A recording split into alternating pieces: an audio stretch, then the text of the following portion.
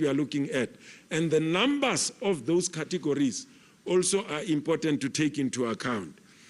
Again, you can see in terms of the bachelor pass trend percentage, we've put in a question mark, which will be resolved in a while from now.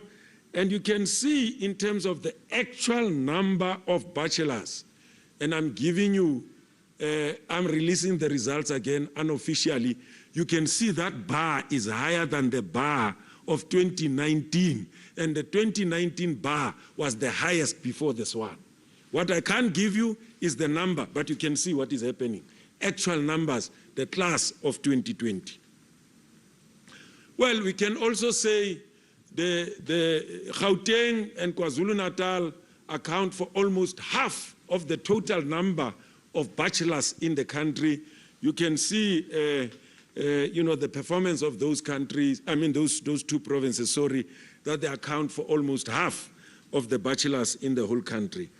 And you can see, we're giving you again the ranking of the provinces. You can see in terms of bachelors, Gauteng is leading, followed by Western Cape, and then Free State. And very interesting trends that are beginning to emerge, and we can start even to project as to which one could be number one. Bachelor achievements, will provide more details later. This is one of the slides that when we presented to the president, he said, wow, the one on the number of bachelors and the one on the poverty ranking here, you can see that your quintile 1 to 3 have improved by about 0.8%. You can see quintile 4 and 5 dropped a little bit, but you can see the gap is actually closing because your between your affluent and your less affluent schools, which is very important to check whether policies of government are making any impact on schooling and whether there's convergence in policies of government. Progress learners excluded. You can see if you exclude progress learners for the class of 2019, the difference is 1.1%. But I think we'll see what happens when you exclude progress learners for the class of 2020, because it will tell us about the strength of this class. Well, I'm now giving you the results again unofficially. Progressed learners excluded. You can see the Free State is leading the pack at 91.6%, followed by Gauteng. If this trend is anything to go by, that's quite interesting. It begins to spell what the minister might be announcing later today. And then this is 2019, 2020, and now we give you the information for progress learners in 2020. You've got all the information which is there, the number that wrote, and the number that met the requirements, bachelors, diplomas, higher certificate, NSC, and so on and so on. You can see that this class slightly performed better than the class of 29 in terms of the actual numbers. But in terms of percentages, it performed far low, because the class of 2019 performed at 68%, this one is 37%. But actual numbers, this class is higher than the class of 2019, even for progress learners.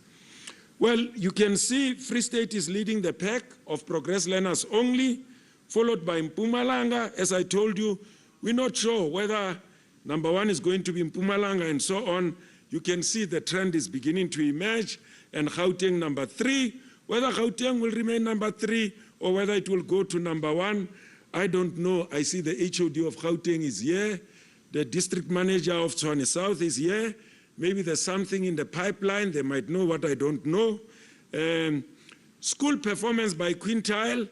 Well, 2020, I think for quintile 1 to 3, in terms of 80 to 100%, schools that got 80% to 100%, it's around 1,700, which is more than half the percent there. And then in terms of schools that got 100%, it's also more than 50% of the total number of schools. Subject performance in terms of 30% level and so on, the class of 2019 outperformed the class of 2020. But look at this, as you move higher, you've got quality in the 2020 class. This is a special class, I'm telling you. As you go higher, you can see they only dropped in English FAL, they also dropped in life sciences and physical science, but the rest of your 12 key subjects, I think they performed very well. Languages, except for isiXhosa, slight drop by point-something percent, isiZulu, slight drop, point-something percent, and Sesotho, point-something percent. Overall, the class of 2020 outperforms the class of 2019. I don't know how many times I've said this.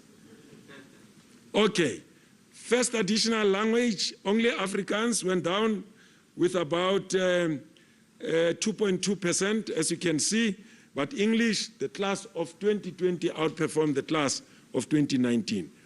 District performance, I'm about to finish now. You can see that we've dropped in the 2019 class. As you can see, no district performs under 60%, but look at 2020, 2 districts, and they both come from Limpopo, unfortunately, and there's an increase from 9 to 17 in terms of those who perform under 17, and you can see where they come from. Limpopo, Northwest, where I come from, Northern Cape has contributed 3, all in all 17. Well, top districts. Well, we will unfold, but I can tell you that some provinces account for 6 out of 10. One province account for 6 out of 10 top districts. The other province accounts for 3 out of 10, and the third province accounts for 1, or has got one district in the 10 top districts. And then you can see that the bottom 10 districts, we've also given the performance there, but we'll provide more information on this later. We're also providing fee status here. And we also do the ranking, both in terms of districts and provinces. Learners with special education needs. This is very important. Out of 2,058 learners who sat for the national senior exam, 943 of them received bachelor's or got bachelor's, attained bachelor's, and 582 got diplomas, and then 204 got higher certificates, and of course 28 NSC, and those who did not achieve, it's 14 who take 5 subjects, those who take 6 subjects is 287. It's an excellent achievement. I'll reflect on that when we round off the presentation, which I'm about to do. Now, look at the distinctions again. Except only for one province, all provinces have gone down in terms of the number of their distinctions. The class of 2020 performing better than the class of 2019. And again, in terms of the 12 key subjects, in terms of distinctions have gone up.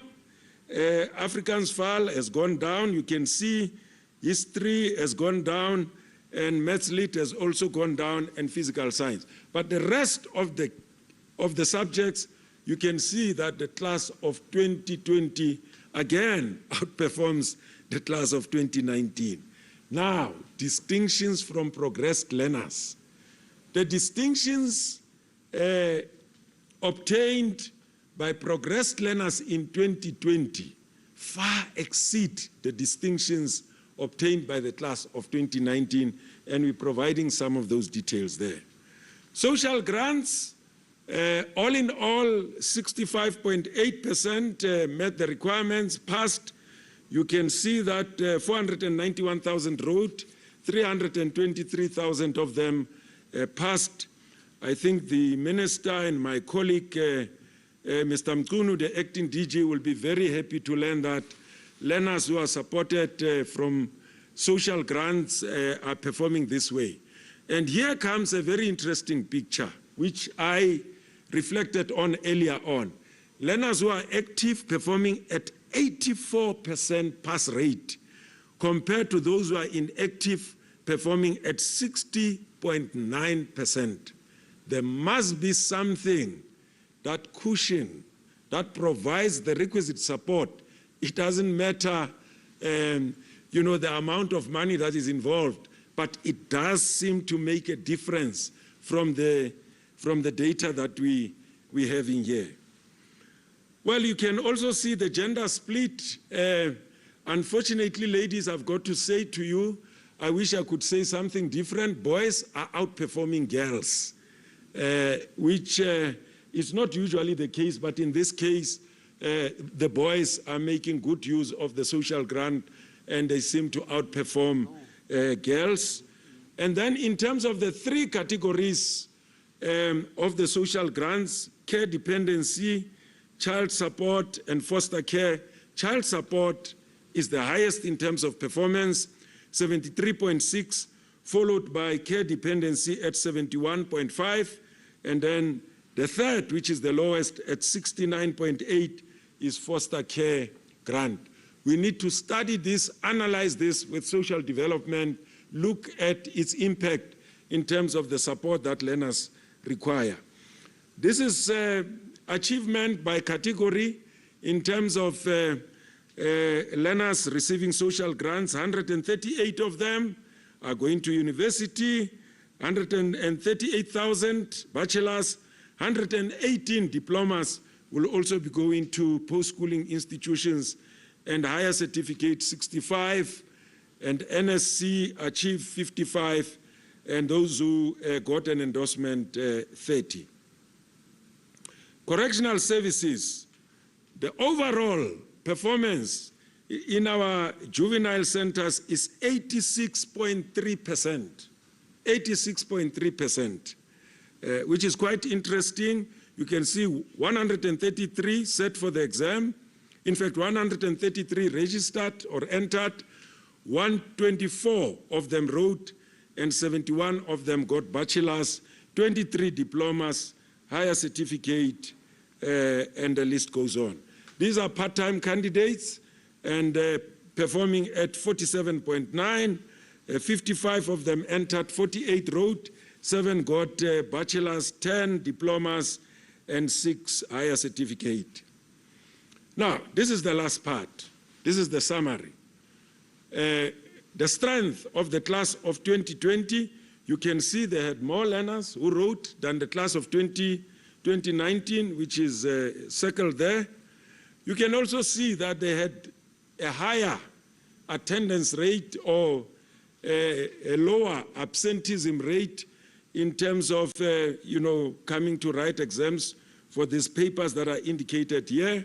You can see that they also didn't get special treatment from standardization. You can see there. You can also see that more learners met the requirements of the National Senior Certificate. Also in terms of bachelors, more bachelors. You can see the bar is higher than the bar of the last year.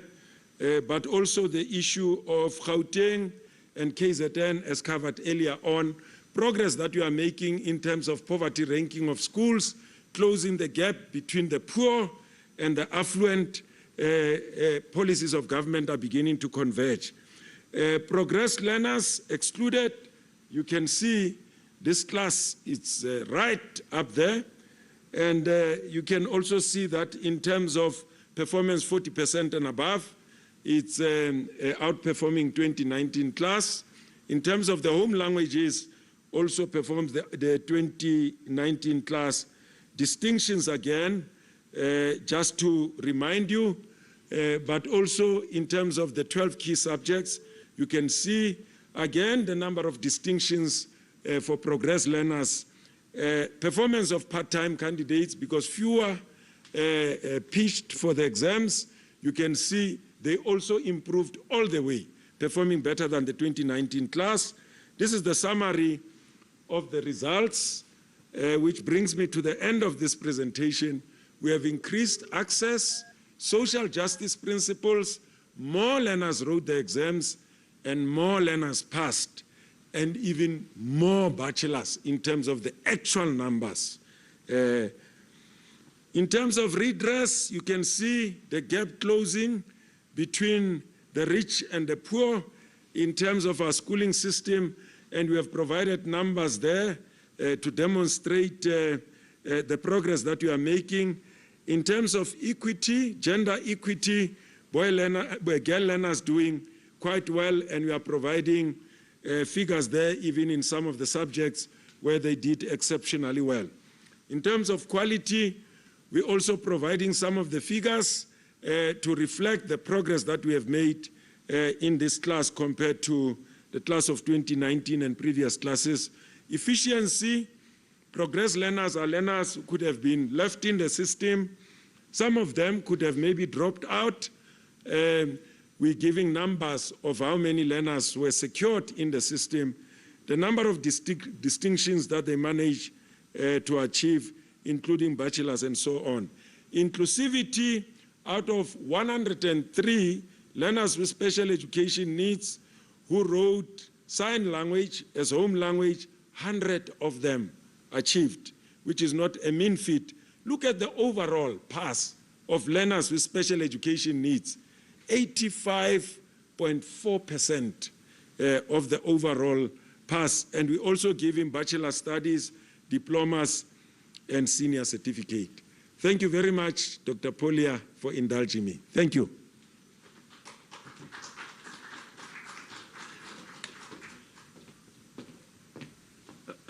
Thank you, Mr. Mweli, our Director General, for that excellent presentation.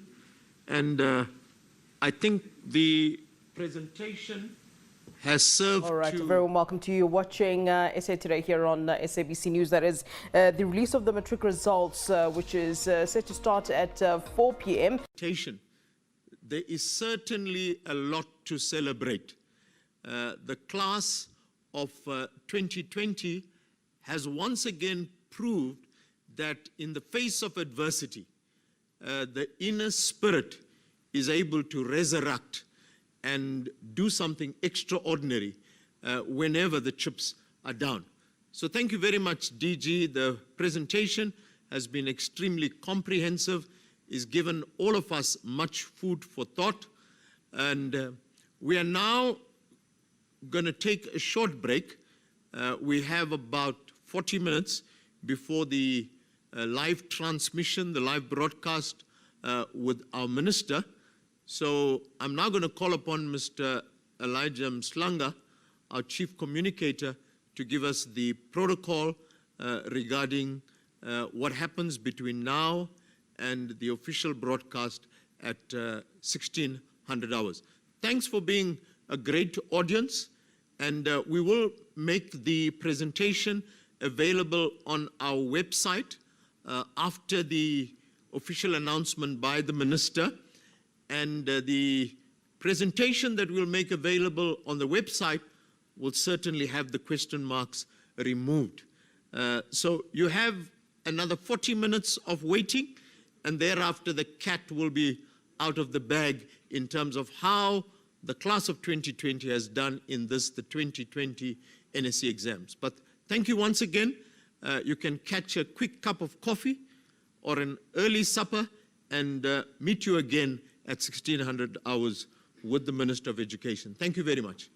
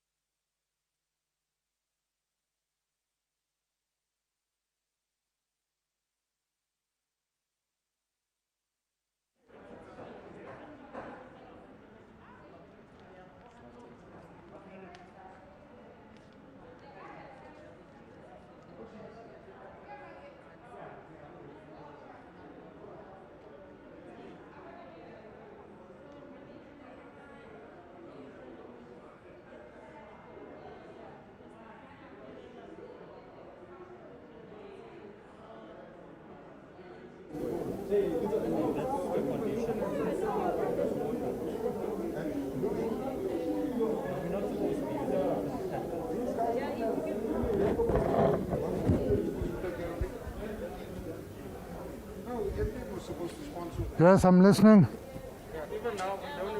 1, 2, 3, 4, 5, 6, 7, 8, 9, 10.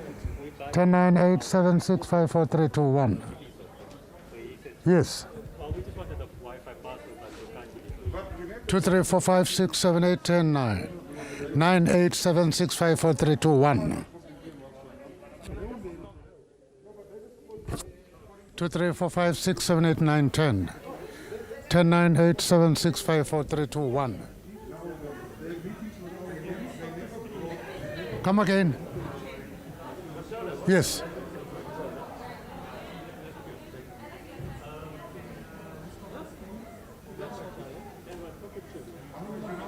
Come on, Jay. Okay.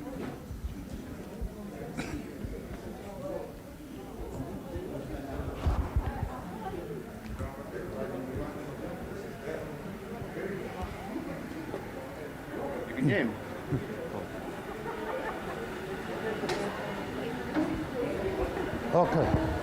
I'm outside now.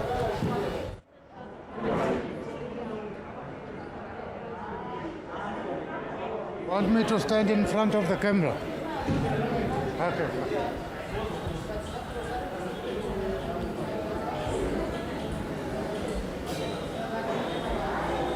I think this is the right camera.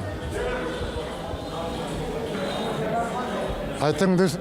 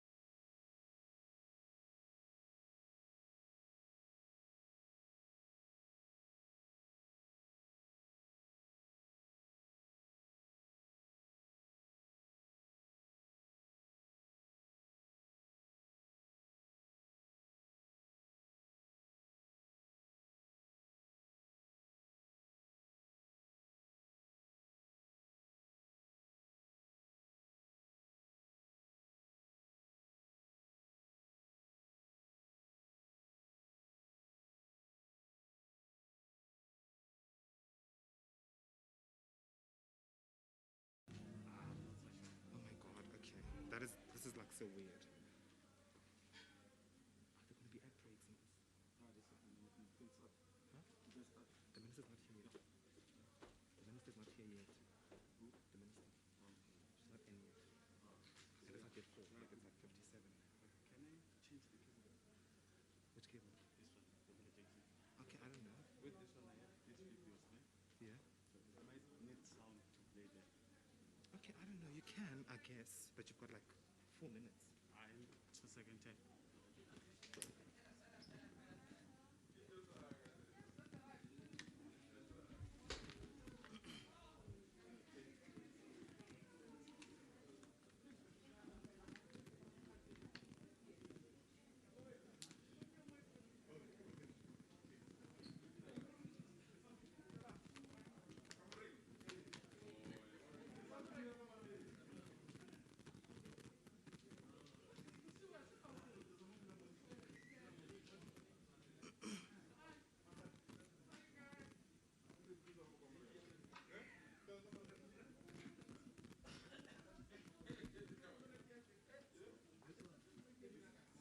So are you playing the videos? It's almost time.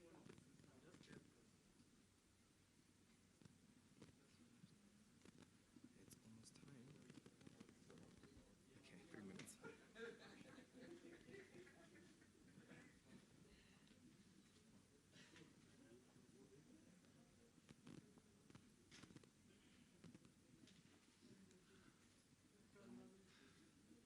can move. Sorry? Sorry, I can't move. Are you fine now? I can move.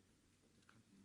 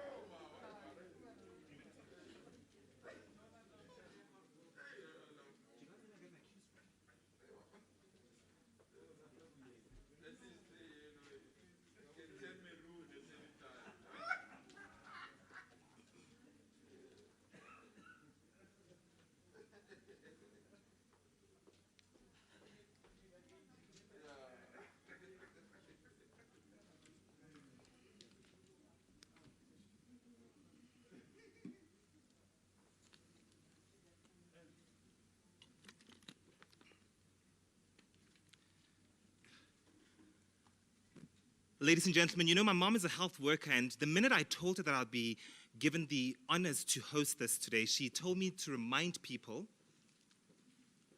and as you know, sanitize, put your masks on, and all of that.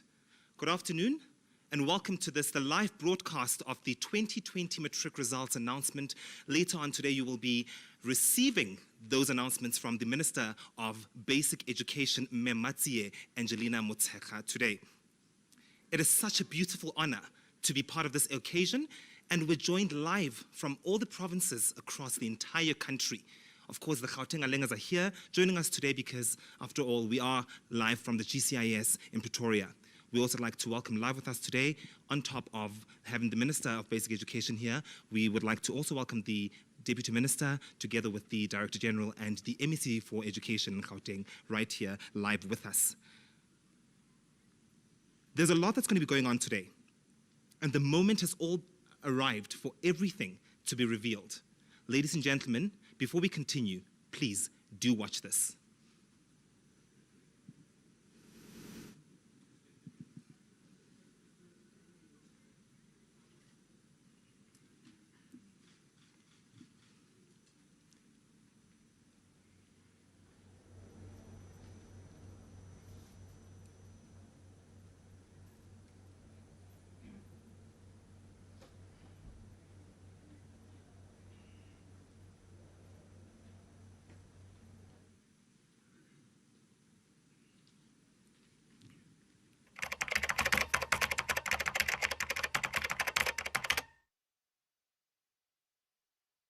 have a good partnership with Faith Mission Church in KwaThema, in which we divided by the fence. It had been a traditional venue for matric examination, so we used the church. Fortunately enough, it's big.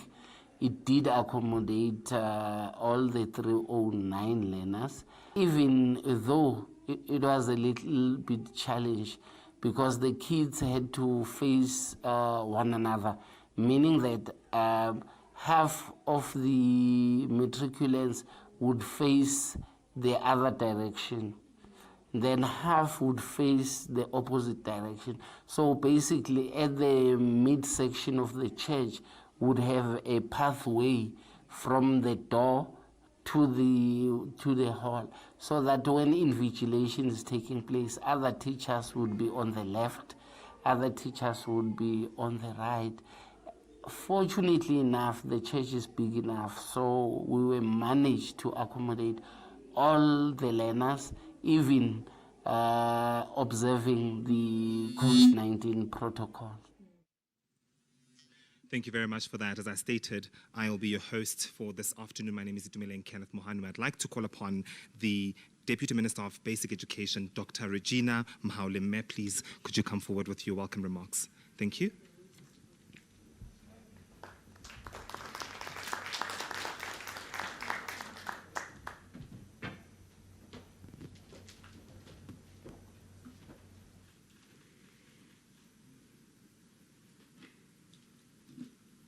Minister of Basic Education, Honorable Motshekga, MECs for Education in the 9 provinces of the education departments who are joining us via streaming, senior officials, our DG, Mr. Matanzima Mweli of the Department of Basic Education, leaders of the teachers' unions, SGB associations, representatives from various stakeholders in education, and fellow South Africans.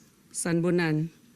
There is a Xitsonga phrase that says, Jonzo ishihlangu shavutomi. Roughly translated, education is the shield of life. Education is the shield of life. We have provided the class of 2020 with their first shield that will protect them through the rocky and treacherous terrain in life's journey. When the class of 2020 started with their final year of high school, no one imagined that we would be heading towards a very turbulent storm. In spite of the myriad of challenges posed by the COVID-19 pandemic, the DBE and all its warriors in education achieved a positive impact on the class of 2020. Given the decisive leadership of our Minister, Mrs. Motshekga, the DBA ensured that well-designed and effective interventions and support programs shielded the most vulnerable in education. One of the barometers to evaluate our success in the South African education landscape is the National Senior Certificate Examination results. Today, our public examination standards are compared to the best in the world. The National Senior Certificate has stood the test of time, and after 12 years of teaching and learning, this qualification has intrinsic value for both individuals and society. It must be acknowledged that in spite of a very difficult year, this cohort exceeded expectations. It is a pity that this class may not have been granted the full opportunity to demonstrate their full potential. As indicated, the analysis that we have done confirm that the class of 2020 would have been our strongest cohort. It must be reiterated that the COVID-19 pandemic does not remove any of DBE's priorities outlined in the Action Plan 2019, but reshapes the existing priorities. The overall goals of the basic education sector remain the improvement of the quality of learning outcomes and the reduction of education inequalities. This is in line with government's national Development Plan. For example, in 2021, the National School Nutrition Program needs to be better prepared to ensure that food continues to be available for learners from poor households, even during school closures, as good nutrition is the stamina of effective learning. Moreover, understanding pandemics and viruses needs to feature more strongly in our schools, and in particular, the life orientation curriculum. If teachers and learners understand these topics, they are more likely to embrace the behavioral change that pandemics necessitate. School infrastructure needs to support hygiene and the uninterrupted supply of water. The Department of Basic Education will spend much time reflecting and evaluate its performance based on the outputs of the 2020 NSC examinations. In addition to being better prepared for natural crises like COVID-19, will evaluate the analysis of the learner outcomes in terms of the various dimensions that have presented. Speaking of connection, we have noticed that I used the Xitsonga saying at the beginning of my speech. In 2021, the DBE is committed to improving the offering and boosting the esteem of African languages. We have come a long way to offer standardized examination in all 12 South African languages. Yes, you heard me correctly, 12 languages. Since 2018, South African Sign Language is an official language offered in the NSC examination. However, more must be done to reaffirm the offering of at least one African language by all learners in all African schools. My sincere appreciation to the Government of the Republic of South Africa, the Portfolio Committee and the Select Committee on Education, parents, learners, educators, and all stakeholders that have assisted the department in braving the storm and making the 2020 academic year a reality. There are many individuals who might have criticized because of lack of knowledge at the time, because we all did not understand the pandemic, but I want to thank our Minister, Umamtsecha, and the MECs in all 9 provinces for soldiering on with the support of all stakeholders to make sure that this academic year, of course, not in the expense of the lives of learners, become a success. Let me conclude, Program Director, I didn't greet you when I started, by welcoming you, Program Director, and all that are gathered here and all at home. You are all welcome to the announcement of the results of class of 2020. Let us pay attention to everything that will be said. Let us make this afternoon a memorable one. I thank you.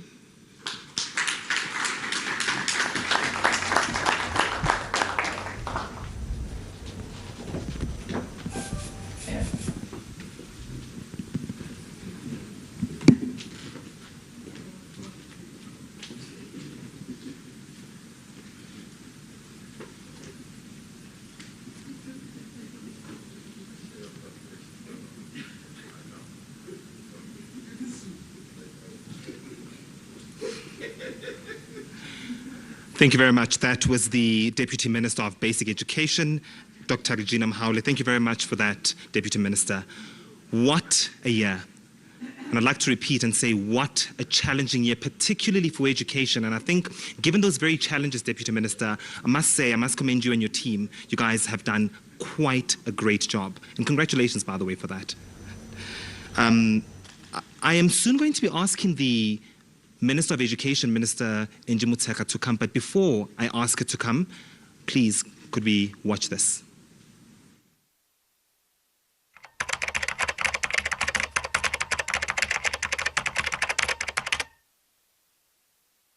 "2020 was very unexpected. Things happened differently. I didn't imagine my matric year to be that way. Quarantine and having to do so much schoolwork at home. It was challenging, but I think got through it. And it was also a bit scary because we didn't know what was going to happen, if we were going to write exams or not.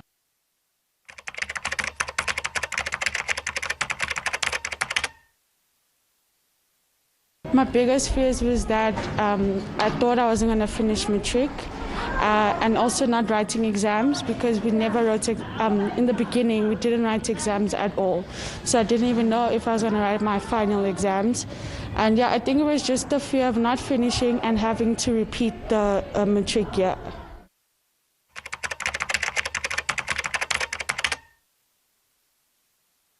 I would say that it's just focusing, hard work, and always never to give up. Also a positive mindset, because if you have a positive mindset, then you'll be motivated to do a lot of things, and it will get you through the year.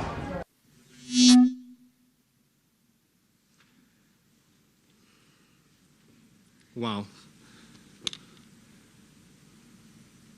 Thank you very much for that. We're going to be playing another video for all of you to watch just before the minister comes to join us.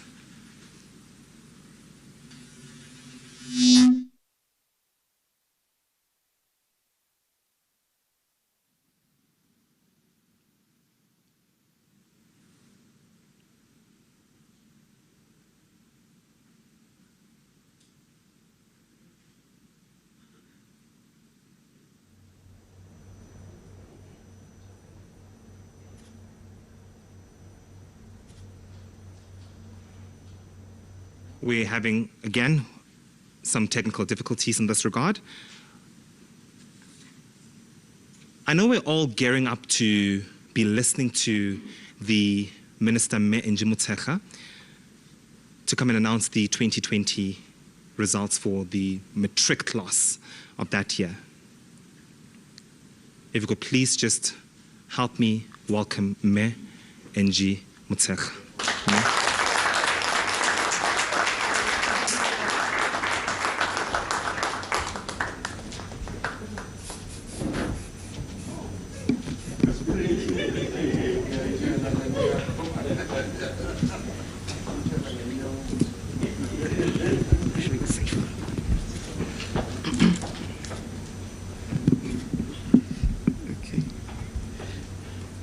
Good evening, Program Director, MEC Lissufi, who's here, my colleague, the Deputy Minister, Dr. Mhaule, the different MECs that are connected from the different provinces,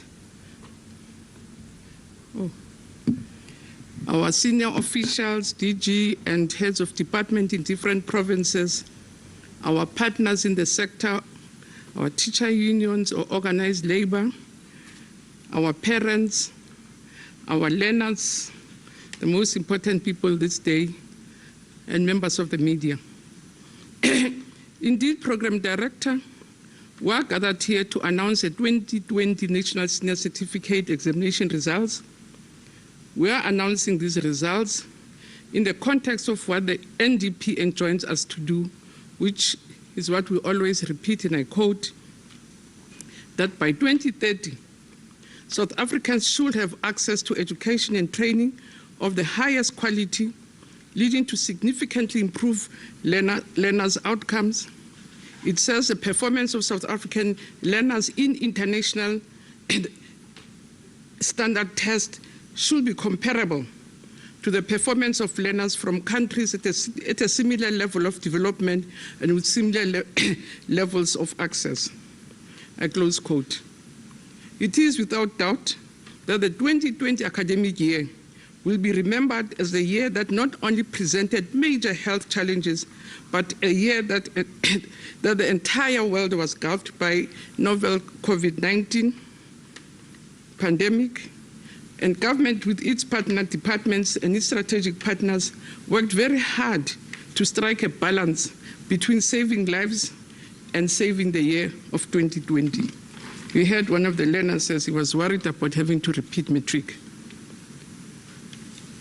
Fellow South Africans, the Council of Education Ministers has approved sector priorities that lay the foundation for quality education, as well as contribute in providing permanent solutions to the architecture of the education and training system of our country once and for all.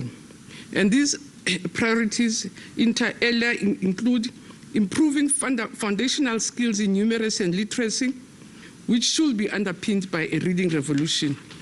and ramping up early childhood development, which includes the urgent implementation of a 2-year ECD before grade 1, and therefore we have to migrate the 0 to 4-year-olds from the Department of Social Development to basic education and develop a framework for ECD. The other priority for this term is immediate implementation of a curriculum with skills and competencies for a changing world in all public schools, particularly ensure that the 3-stream curriculum model works well, that our children are prepared for the 4th and the 5th industrial revolution. They are given entrepreneurial skills, and the schools of specializations are strengthened. Our curriculum is decolonized, amongst many other things that we have to do during this term. But we also have to continue to decisively deal with quality and efficiency through the implementation of standardized assessments, amongst others, at various exit points of the systems, grade 3, 6, and 9, to remind you, and offer a general education certificate. Last time when I announced that we are going to have a general education certificate, the public was quite surprised, perhaps because we had not been repeating what is in our legislation, that we will be offering this general education certificate, not as an exit to go home, but as a way where learners are directed to different pathways and introduce multiple qualifications and certifications. We also have to work hard towards an integrated infrastructure development plan. We also have to work with the sister departments in sports, recreation, arts, and culture to promote social cohesion, health, and school safety. And finally, in line with our commitment towards an inclusive education and ensure that no child is left behind, because the sector needs to work to continue its work to improve and strengthen education and provision for learners with special education needs. You shouldn't be surprised, I have 2 different ones. I have 1A and 1B because I've been changing. So, Program Director, during the announcement of the results of 2019, we did inform the nation that of these 7 priorities. We can report at least on one of them today because it's about assessments, not on all the other priorities, that we have indeed participated in international benchmark assessment studies, one of them which is PILS. It is Progress in International Literacy for grade 4. We also participated in TIMS, and we received the results last year, and it is Trends in International Mathematics and Science, but also participated in SACMEC, which is Southern and Eastern African Consortium for Monitoring Quality Education, which works on benchmarking grade 6. And we can say in all these international benchmark assessment studies, we have been proving or providing evidence that our basic education system is definitely on the rise. It is a system on the rise. So we are proud to announce, for instance, that last year, with the 2020 team, because we received the 2020 team's results last year, and in South Africa, we participated in these benchmark studies, and again pointed towards an upward trajectory in the past 11 years. So the latest team's results of 2019 explained in the context of many forms of inequalities, an education system that continues to improve on its achievements and continues to bridge gaps on disciplinary knowledge and educational outcomes. The team's 2019 results again confirm a steady increase in the percentage of grade 5 learners, because that's what it assesses. And just between 2003 and 2019, as a country, we've increased our points from 104 points in maths and 102 points in science. So I want to hear about what we are here for, National Senior Certificate, so I'm getting there. So last year, Program Director, during my budget vote on basic education, we did remind the nation that we are increasingly prioritize interventions, improvement programs and policies that target to improve quality of learning and teaching, and implementing accountability systems to ensure that the quality outcomes are achieved right through the basic education system. And our interventions for both learners were targeting learners at risk, which are underperforming, targeting learners who are moderate, and also targeting high achievers. And this differentiated approach was meant to address both content deficiencies that may prevent learners from achieving good educational outcomes and support moderate to high achievers to improve their performance, thereby improving quality of learning throughout. This we had to do despite the devastation brought on all of us by COVID-19.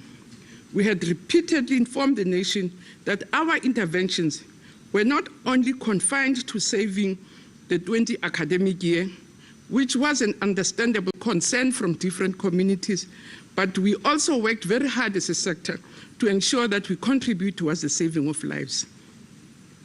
The staggered reopening of schools from around June, it lost almost a term, and the differentiated timetable, the trimmed curriculum, the regular provisioning of school, and the trimmed curriculum, the regular provision of school feeding, provision of psychosocial services, and all of these were to ensure that we can deal with the risks which were outlined by the World Health Organization.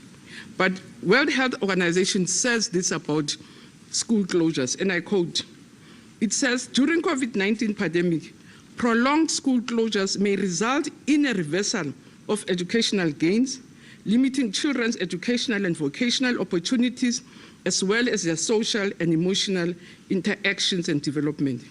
The longer learners stay out of school, the higher the risk of dropping out. And accordingly, learners who are out of school, and particularly girls, not only them, are at risk of vulnerabilities, including teenage pregnancy, but not only limited to that. But it also says further prolonged school closures interrupt and disrupt the provisional and access of essential school-based services such as school feeding, nutrition programs, immunization, mental and physical health. Our own Dr. Gustafsson, who wrote then a blog to the UNESCO Institute for Statistics, had this to say: disruptions in schools that we saw last year had denied learners their usual classroom experiences with teachers and other learners. They were serious for younger learners who were most in need of contact disruptions. So I can say, I think we are all witnesses to it. For 2020, so I have to explain the context so they understand that we didn't do it by magic. Again, we had to work very hard. There was targeted support aimed at ensuring that all learners receive maximum opportunities to succeed, that learner programs had to encompass broad collection of educational strategies, including supplementary materials, textbooks, guides. And this class, for instance, never had vacations after we opened. They were at school in June, they were in school in September, and they had to sacrifice weekends, they had long hours in schools. But more gratifying is that our teachers themselves assisted a lot in making sure that they sacrifice their own time and their work even beyond the call of duty. But there were also volunteers that were mobilized to support learners during this period. We had professionals from different universities who came with all different strategies. There were ICT interventions, including the provision of devices, data, online content, virtual classes, broadcast and radio lessons. And also schools provided specific learner support programs to address specific performance results or trends.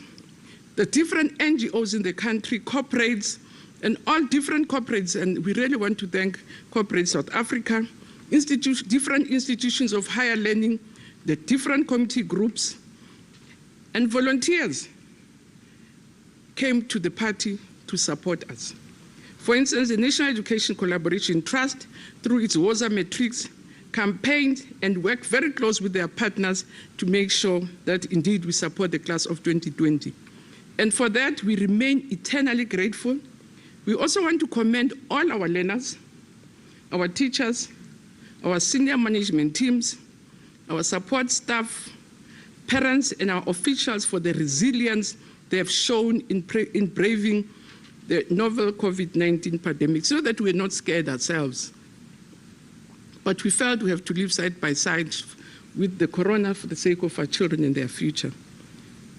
They had to work hard to make sure that the class of 2020 received optimum support, which was indispensable to their program. And before I just give you the real results, let me tell you, because one of my biggest fears was Umalusi, so I have to quote what Umalusi says.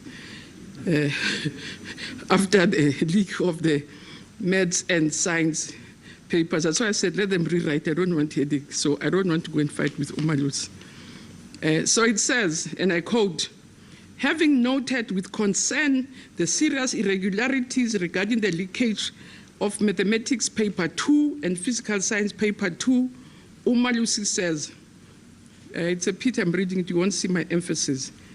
It says in bold, it is satisfied that there were no systemic irregularities that were reported, which might have compromised the overall credibility and integrity of the November 2020 examinations which were administered by DBE. Therefore, it's not myself saying, Malusi approves the results of the DBE results of the November 2020 NSC exam. So this is what we're giving legal, and it has been approved by the highest decision-making body in terms of the credibility and integrity of exams.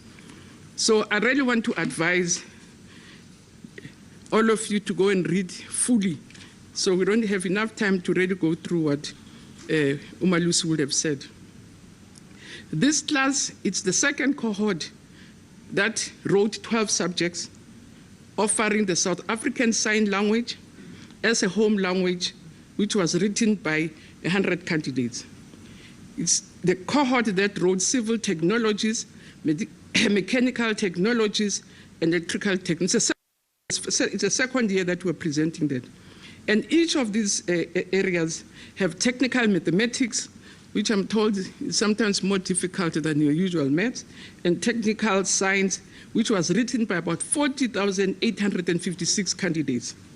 But it was also a cohort which was impacted by different policies, like the policy of progression.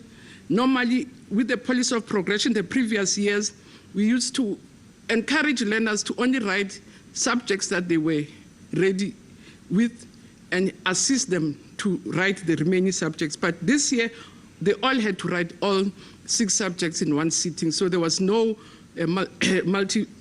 multiple presentation. So there were no multiple opportunities for exams. We also, for the first time, broke the paper of accounting and business accounting to paper 1 and paper 2, and it was the first time that we do that.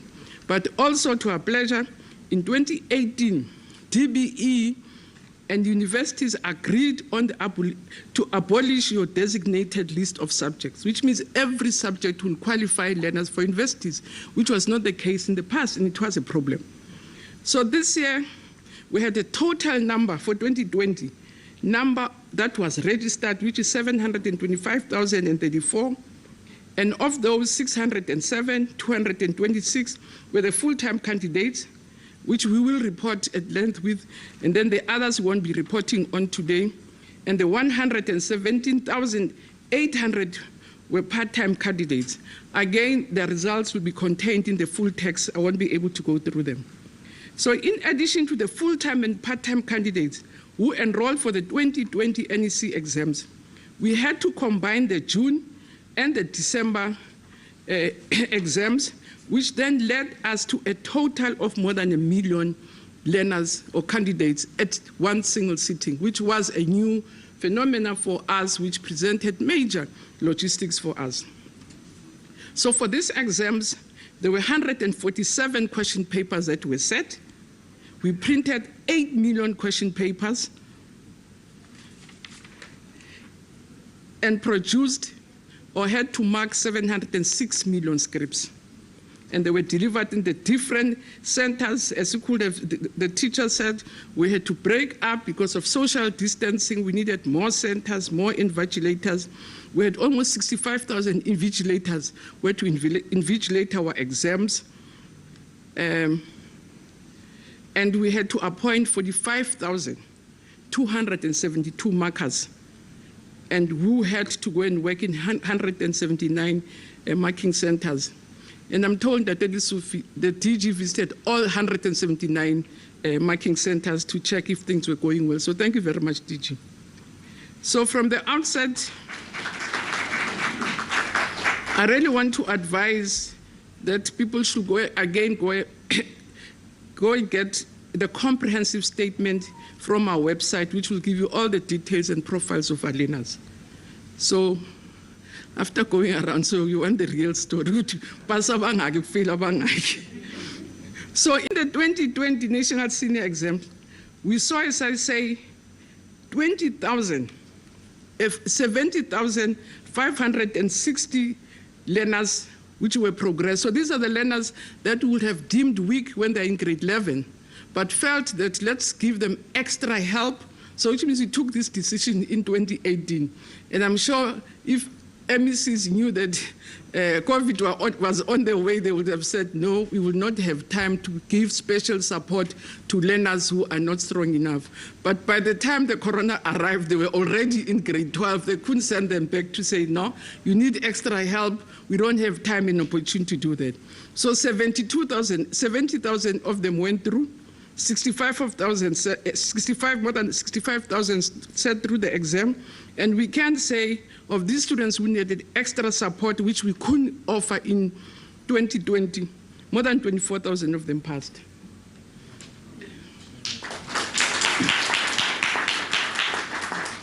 And good news, which is saying there's something also about Ntatemsu, about our assessment systems, because almost more than 3,000 of them got bachelors without the extra support. 10,000 of those learners that were progressed, more than 10,000 got diplomas. And more than 11,000 obtained the higher certificate. And I can say 1,655 distinctions came from that group.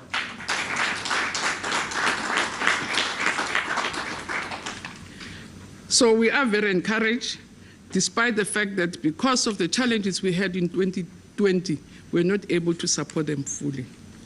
Again, we also strongly believe that an inclusive education system makes an immense contribution towards an inclusive economy to serve an inclusive society.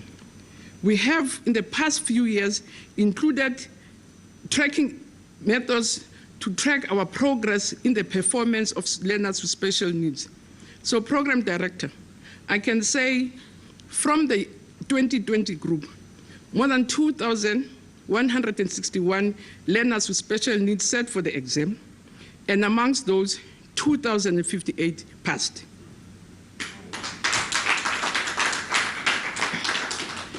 And 943 of those 2,000 got bachelors. 582, so which means there were more bachelors from learners with special needs comparatively. 582 got higher diplomas, 28 got the diploma, got the national certificate, and 563 distinctions. We got 563 distinctions from these learners. But also what we do, we track also, because we want a whole basket of services, to track how the provinces or how the sector is supporting children who come from poor backgrounds.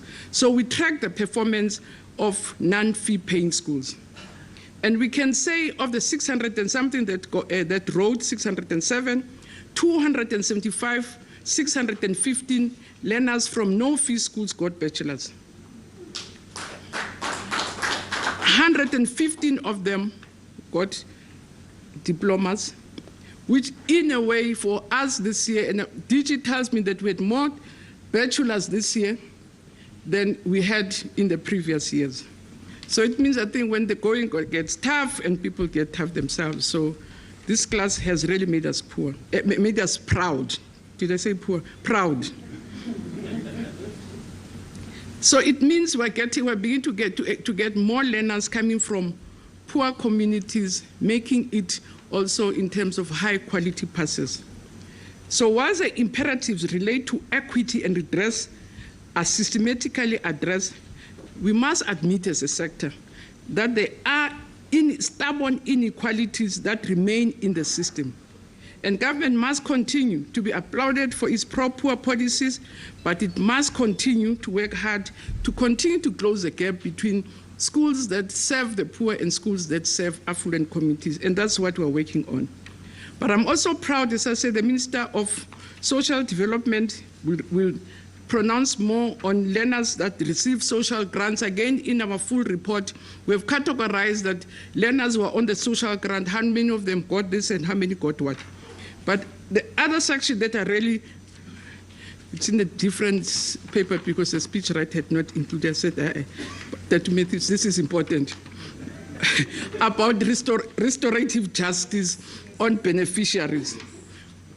Because it's very important also, as I say, to give our young learners the second chance. So for instance, full-time, do I call them prisoners? Because they are prisoners, they're in prison. Or inmates. Oh, that's the correct one. So of the 133 inmates that wrote, that entered, only 124 wrote, I'm sure that's were released or other things. 71 of them got bachelors. So they might be judges of the future. From being an inmate to a judge, I think it's getting there. And 23 of them got diplomas, and 13 got high certificate, and none of them passed at the national senior certificate level, which is the Madoda score. So the achievement of our inmates, I shouldn't say prisoners, inmates, 86.3% of them passed. But we also measure in terms of gender. I was counting myself, how many girls are here? I said, oh, 2 out of 4 here. But there were 72,000 more girls that were enrolled for exams. And 66,000 more came for exams. But Gay, I always say in terms of explaining, let me not get into this gender thing, otherwise I'll find myself being taken back to school when I just speak about it in passing. I have to explain all the way this, otherwise,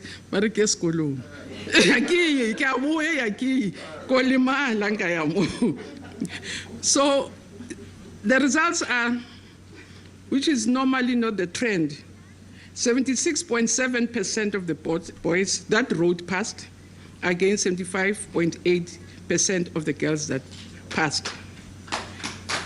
But we can say more girls than boys achieved bachelor passes, and more girls than boys got the diploma passes, even in gateway subjects. Now, so, program director, ladies and gentlemen, for the past 10 years, we have noted, as I say, that we are a system that is consistently improving. In 2009, we were at 6%. And then after 2009, we broke that rank and went into the 70. And the results for this year, the main thing I get, the overall passed, including those progress learners that were not able to support, stands at 76.2%, which is a drop, which is a drop of 5.1%. And Chair, as much as we had a drop, I'm really grateful to all South Africans for having helped us, because in essence, I was expecting a bloodbath. And I am very grateful and appreciative of our teachers, our learners, that indeed they held their own in very difficult conditions. We tried everything in our powers to claw back on lost time, which we couldn't. And if we have to look at that, excluding, and I'm not wanting to make them an excuse that if there are drops, we say it's progress learners. If we remove them, that will be at 81.2%. If we had removed the learners, we were unable to support. But I'm very happy that indeed, in the midst of all the difficulties, we're able to stay at 76.2%, and as I said, with more quality passes this year. In terms of bachelors, this year we are at 36.4 compared to 36.9 in 2019. So the difference is 0.4% in terms of the bachelor passes. 0.5 or 0.5 years. But I'm told, which I am not using here, that there are more learners, if you look at numbers, who got bachelors, but I normally don't combine percentage and numbers. So what helps you is, of the 100 that had written, how many passed. And again, in terms of diplomas, we got 26% of our learners getting diplomas. We had 13.7 number of our learners getting your higher certificate. And this other one also, which I don't want to get the certificate of the ones who get national senior certificate, Baba Matota score, it's 0.01%.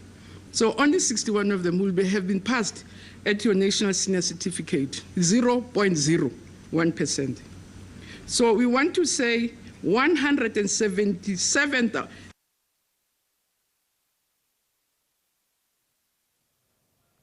All right, we seem to have lost that feed from Pretoria. We are certainly working on it. Our technical team is working on it to get us right back there. But the minister did speak about the pass rate and the matric results so far. From what we got out of that so far, the overall pass 76.2%, a drop of 5.1%, and the minister saying that she had expected a bloodbath, I'd assume due to the fact that we were, of course, dealing with a pandemic, COVID-19, and many of the schools, the government schools, many of the learners, they're not being able in some cases to access online learning. So certainly the minister really was indeed expecting some sort of a bloodbath, but only a 5.1%, if I can say only 5.1% drop there. Let's go back to Pretoria, where the minister is still addressing us.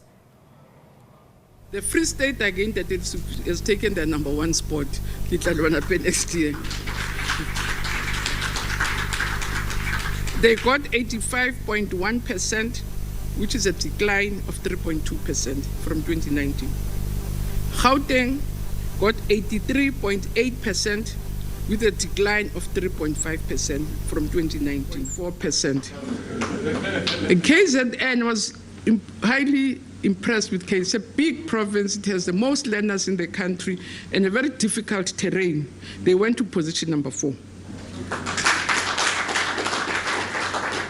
So KZN got 77.6%, but also it declined with 3.7%. Northwest, which is permanently in the top 4, has now declined with 10.6%. And they achieved 76.2. Mpumalanga achieved 73.7%, which is a decline of 6.6%. Limpopo achieved 68.2, a decline of 5%. Eastern Cape achieved 68.1, a decline of 8.3%. And Northern Cape is closing at the bottom at 66% with a whopping 10.5%, which is very sad. And I'll just mention the Free State because I don't want to create an impression that we complain about progress learners. But when we're studying the results, we saw that if the Free State had removed the learners that we had said must be taken to grade 12 and be provided with support and take them out, they would have stood at 91.6%. And most of the provinces would have been above 80. But it is also noteworthy when we analyze, because we also want to analyze other factors around provinces that have a good performance in terms of supporting non-fee schools. Again, the Free State, no, it's Gauteng, it's Free State that is ranked top. And also in terms of their private schools, they're still ranked top. So they become #1 in non-fee paying schools and also became #1. Mpumalanga, which was also a surprise to us, is ranked 2nd in terms of the support for no-fee schools. And then, so because we're already looking at the inclusive basket, and again, our full report says which province supports more your poor and non-fee paying schools. Let me report then on district level performance, because this is a very important level. Hey,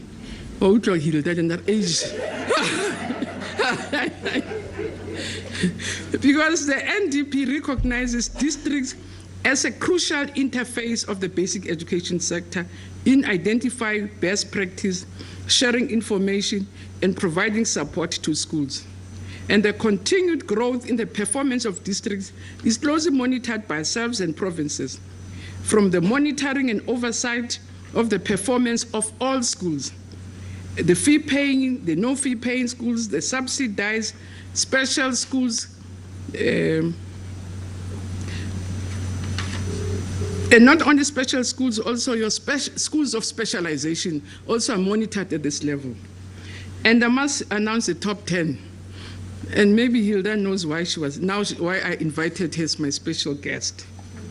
Tshwane South, again, it's the top province national district, 2 years in succession, and 3 times in 5 years.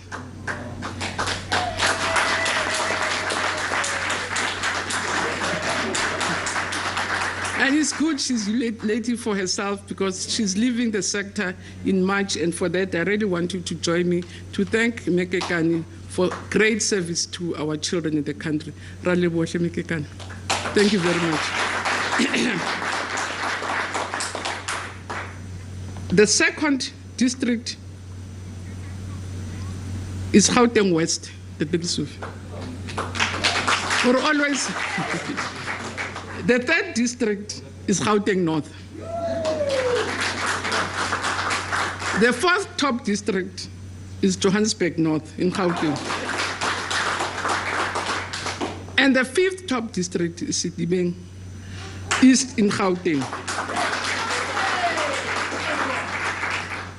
Then the seventh district, it's the sixth year, it's Fezile in the Free State. The seventh is Thabo Mfutsanyane in the Free State, so it's 2 of them. And then the eighth, it's a tie between Metro North and West in the Western Cape and Ekurhuleni South at 85.4. And the 10th district is Muteo in the Free State. So in Tatel, you can pride yourself that 6 out of 10, it's your districts.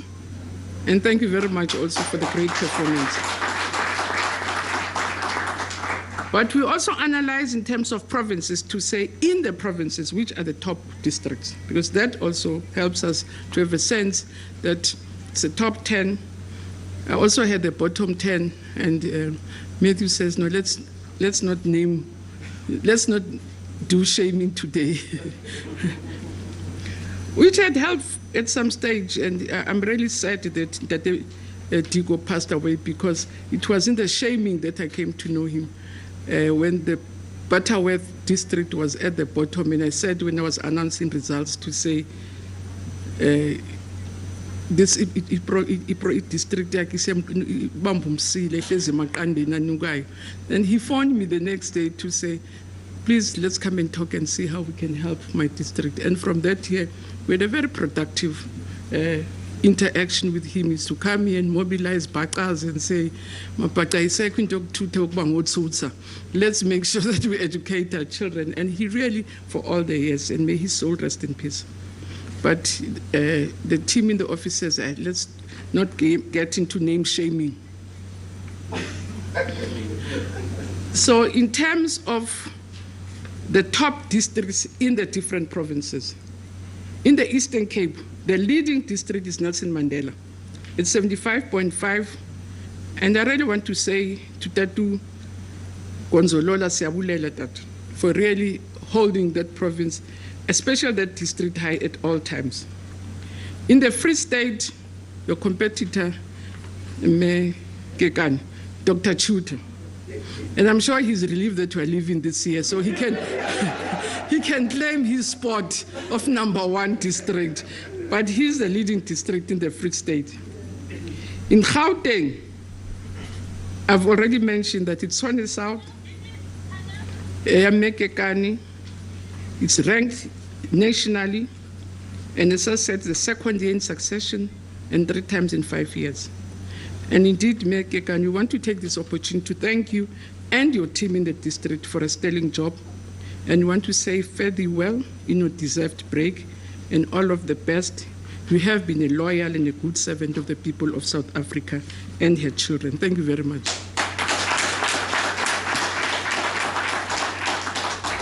In KZN, Ugu is a leading district in KZN, led by Umalume. My mother is a Sibiya, so Umalume lo. Usibiya matota, ubiya ngenkomo. Abanye bebiya ngamahlahla, so Malume siyabonga. And I'll be coming back. I visited his district, and so fanti siyohlaba pha sibulela ukuthi hawu umalume usebenzile. In Waterberg, the leading district is Waterberg 2, and Limpopo, it's Waterberg 2. And you know, when I visited Waterberg last year, Mama Dela kept on saying, Minister Kialwana, it was number 1, Barata Basarat. And here she's made it, she's a leading district in Limpopo.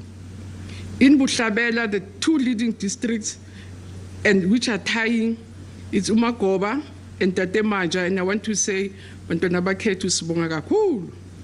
In Bujana, Lakima Paledi, again, we want to thank you and congratulate you. In Namakwa, in the Northern Cape, it's Minier Klute, and we say Baya Danki. And in the Western Cape, the leading district is Metro North, which is leading at 5.3.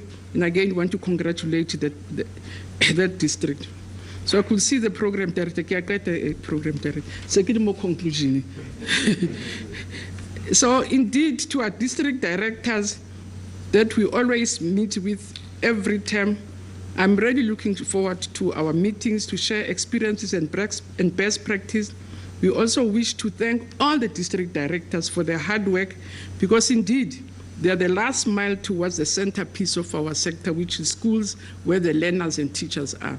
And we are eternally grateful for their hard work, because basically the results that we're announcing here is the results of district managers, the teachers, and the parents.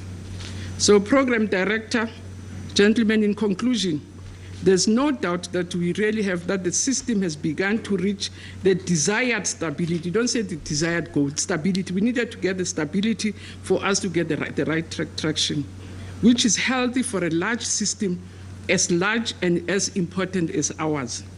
It is a pity that we missed the 80% last ceiling we achieved last year, but we also appreciate greatly the resilience of our schools, because we think the class of 2020 held its own under very difficult conditions that we were not very familiar with. As I said earlier, we've achieved high quality passes this year, especially the number of bachelors and diplomas. The overall pass mark has improved. The passes of distinctions is much higher this year, which is a hallmark of a performance of this class of 2020. That in terms of quality, we got more quality from this class ever in the system. We think we're of strong views that had it not been of this virus, this class could have given us the best performance in the system. We are indeed proud of the class of 2020, so I want to say to these young people who represent others, we are indeed very proud of your class, which persevered against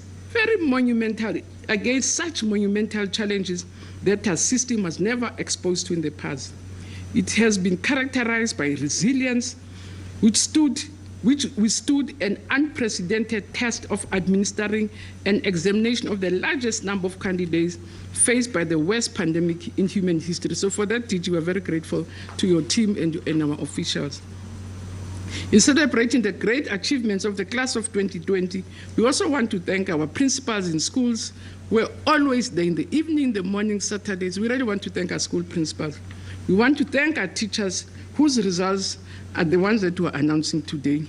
Our support staff that supported schools, our parents who always stood behind us, even in the difficulties of whether we're closed or not closing, we're abandoning the year or not. Parents stood with us and supported us throughout. Schools that are the cold face of our system, we also want to thank them. And because the future of our learners and the prosperity of our nation is in the hands of our teachers and schools, and want to applaud them for the great work that they continue to do on a daily basis. But I also have to thank the portfolio and the select committees in Parliament for the support, the monitoring that they were giving us during this period. But I also want to thank my colleague, Dr. Regina Mhaule, all the MECs. We met much more frequently. Sometimes we used to meet 3 times a week. We'll meet on Monday and then agree to meet on Thursday and then Sunday evening, because it was not easy to really find our way through the difficulties. So I really want to thank all the MECs for the support, the guidance, and the resilience that they also, and the leadership that they really displayed during this period. But DG and the DEMSU and your colleagues in the provinces, we really want to thank you for the leadership and your stewardship of making sure that the sector remains on track, and all the officials in the sector. But more important and not least, I wish to thank our strategic partners, our teacher unions, our governing body associations, our business partners. Corporate South Africa really came to the party and supported us greatly during this period. So I want to also thank our business partners, Corporate South Africa, the NECT, which helped us to organize the WOZA Matric programs. I want to thank also our statutory bodies, Lucy. As I said, when the exams leaked, I said, maybe let's rewrite.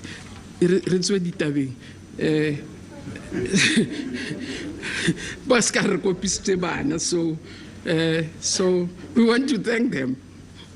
And our SAIS, we want to thank SAIS, and all our statutory bodies, our researchers who kept on giving us quality information about what to do, what not to do, what to fear, so that even when we're debating about opening and closing of schools, we were armed by information, not only from our department, but from different researchers in our country. Your pediatricians used to give us information. We were warned before to say these ones will cough COVID quicker, so don't keep them away from school. So by the time health and everybody said, these ones will survive, the researchers in the country always want us to say these small ones will cough this thing off. Don't keep them away from homes. For that, we're very grateful for them to really arm us with all the necessary information. But I really want to also thank our sister departments. I want to thank South Africans in general. I also want to thank Cabinet, because there were times when it was really tough to make decisions between whether we open or we close. And Cabinet stood by us, they guided us. If they felt we were too enthusiastic, they were able to say, pull back. South Africans are rightfully concerned because no one knows what this thing. So stay, slow down, then we can move. So they really supported us greatly with the Minister of Health. For that, we are really. And as I say, I also want to thank the governing party. I'm not saying them, they helped. They had to help us in communities, mobilize people. When schools were vandalized, I used to run home and say, our schools are being finished, please go and organize the structures to protect our schools. And they did come to the party. And I think it's fair. I keep a rekis, but it's fair to thank them. I really want to thank them and the community structures, your policing forums, which helped us. So Program Director, thank you very much. And also on behalf, just to these learners, on behalf of the government and everybody, we want to thank you for persevering and really making us proud this year. Otherwise, I don't know if we didn't write exam. I'm not sure what we'll be doing last year, but thank you very much for really helping us to have an orderly transition into 2020. Otherwise, we'll be dear Makar, we will not be knowing whether we're coming or going. And thank you very much for your resilience and your support.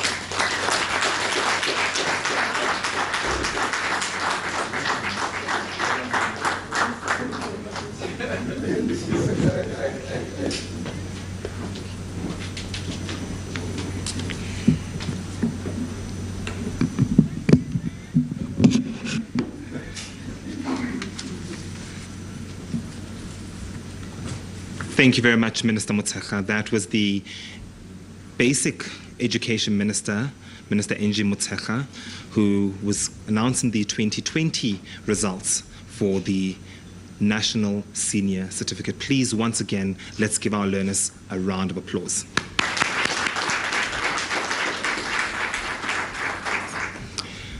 And for now, before we even go further, we're going to be going into our awards ceremony. But before that, we've got a short video to show to you.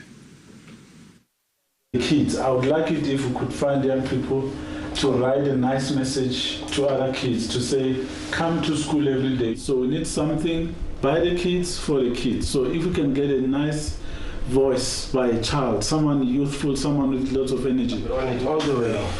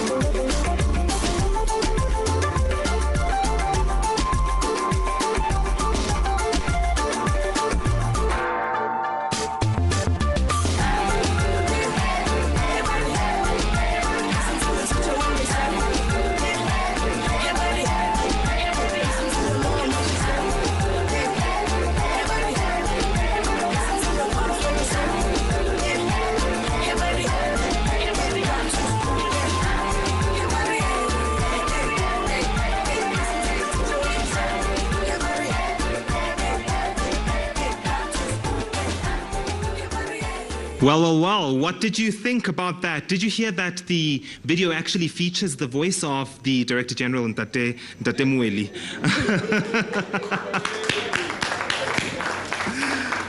Yeah, I mean, the song really was inspired by him, and everywhere he went last year, particularly with regards to the different campsites where the learners had to go for the last lap of preparing for the NSC examinations, he told the kids to come to school every single day, even on days that they were actually not writing. So I'm actually very, very happy. The song will be available all of this week on all platforms to download, and the proceeds of that will go to various learner support programs, and I'm very, very happy about that. That was not my idea. It was the idea of Mr. Elijah Mhlanga together with his friend Jonina, and they decided to make this contribution on their own. Okay, so share the song, play it every day for every single person to hear the message. I think it's quite a hopeful video. Don't you agree, Minister Motshekga? Thank you very much. Now, I think we're about to get into the moment for which we all have been waiting. As I stated earlier on, the various candidates that did well in 2020 are in their various provinces. So we will try to, try to connect via live stream. And I did say earlier on when I started the program that this is but a technical year. So I think be patient with us, particularly with trying as much as possible to connect. Are we ready? Yes, are we all ready? Yeah. Great. We will start with the minister's favorite subject that she actually mentioned today, mathematics. No, Minister, I think it's fine because we're trying to let the learners, try to be socially distant. I think what I would like to inform all of the learners, especially also the learners that are featured across the entire country, I will announce in third place. I will announce the person in second place. And I think the third and second positions, if you could please just stand up. Wherever you are in the country, do stand up, please. Wherever you are in the country, doesn't really matter because the cameras will go straight to you. And then if you are the winner or the first prize recipient of that particular subject, then you will take a picture with your MEC in that particular province. Okay, so let's go. In position 3, for mathematics, from the Eastern Cape, we've got Reynard Buys.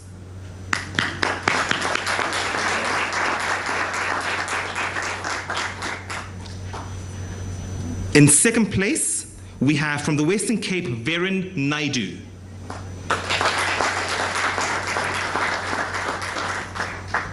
There they are. And in first place for mathematics, also from the Western Cape, Daniel Alwyn Gous.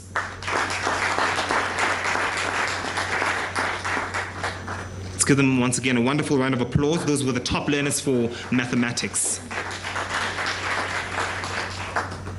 And then physical sciences. In position 3, we have from Gauteng, Takudzwa Chikonye.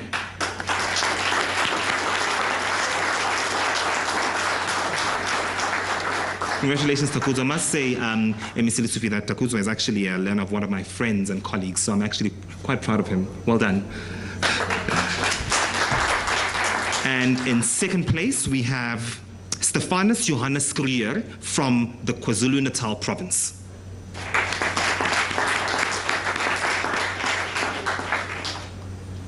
Well done, Stephanus. And the top learner for physical science from the Gauteng province, Carla Reineke. That will suit me, if we can.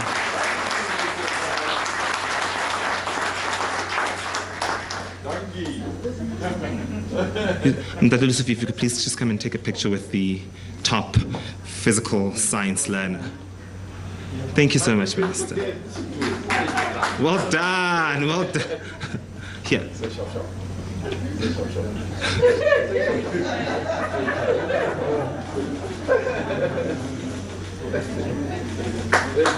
Thank you so much. Thank you, Minister. Thank you, MEC Lesufi. For technical mathematics, in third place for technical mathematics, we've got Lungisani Mduba.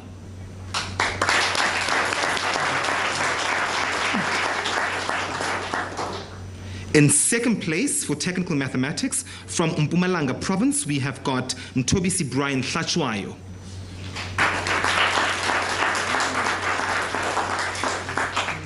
Well done, there they are.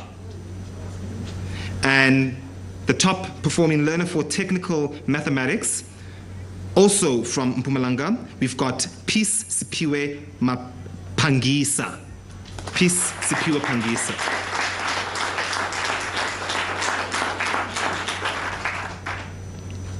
Well done to those learners. And in technical sciences, we have in third position from Mpumalanga, Eric Mlondi Mavimbela.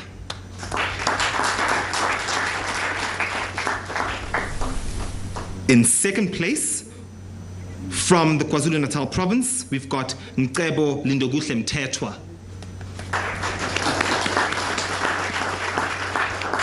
There they are, well done. And in first place, for technical sciences, also from the KwaZulu-Natal province, we have Pumlani Kwanele Zuma.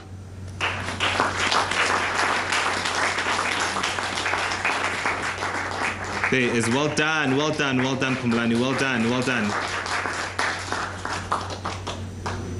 It's amazing what technology can do, hey? Yes. And now the various quintiles.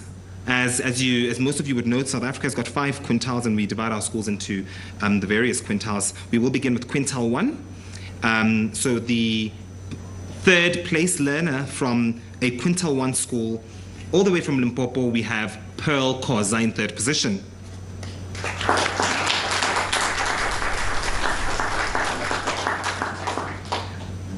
And in second position, from Mpumalanga, we've got Dester Veltegebriel de Selene.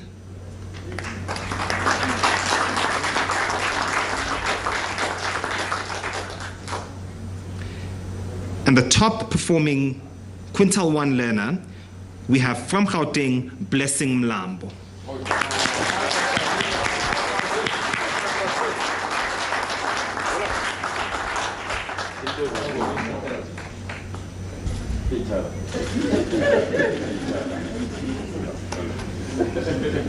Thank you very much.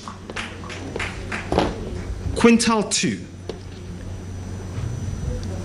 In the quintile 2 stream, in third position, from the Eastern Cape, we've got Simamkele Bongo.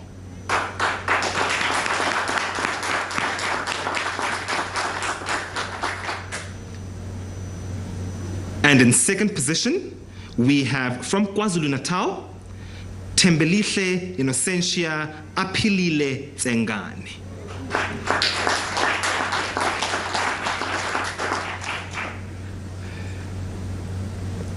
And in first position, for the quintile 2 stream, all the way from the northwest, we have Tapiwa God Knows Mauvera.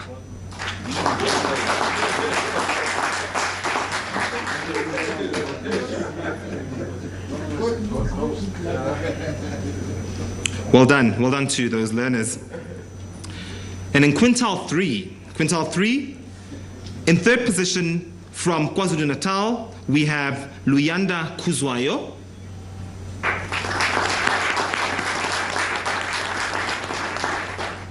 Well done, Luyanda.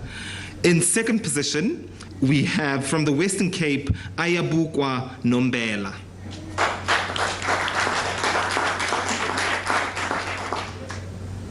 And scooping the first prize for quintile 3, all the way from the northwest, Lerato Babalo Tuba.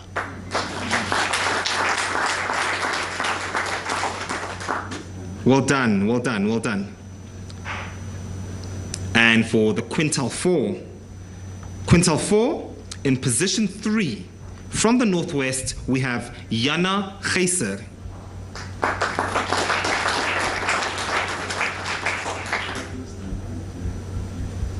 In second position, all the way from Mpumalanga, we've got Willem Lodewijk Kaprishoek.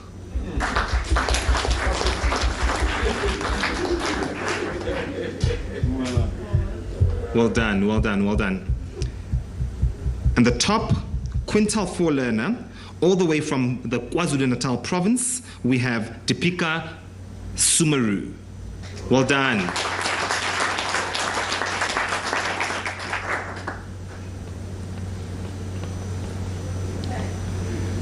Right, and in the quintile 5 awards, in third place, for the quintile 5 stream, we have Sonika Roo.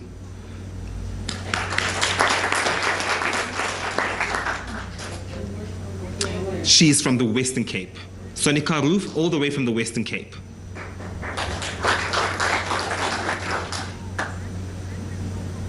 And in second position, all the way from KwaZulu-Natal, we have Colombe Cynthia Obono Eyono. All the way from KwaZulu-Natal. Well done. And in first place in the Quintile 5 stream, all the way from the Eastern Cape, congratulations, Reynard Buys.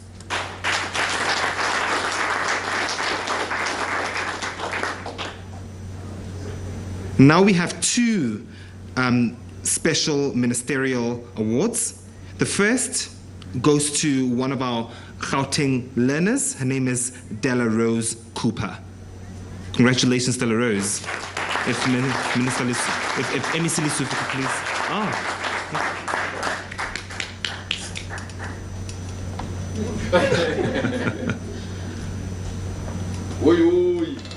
Congratulations, congratulations, Della Rose Cooper.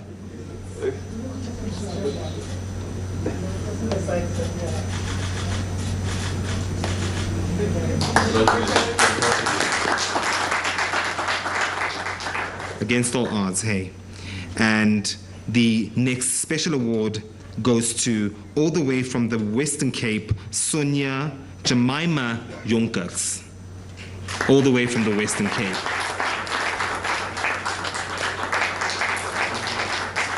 Congratulations, Sonia, congratulations. And then I think we've got the last category, which is the South African Sign Language category. In third position, all the way from KwaZulu-Natal, we have Khadija Hansrod, all the way from KwaZulu-Natal.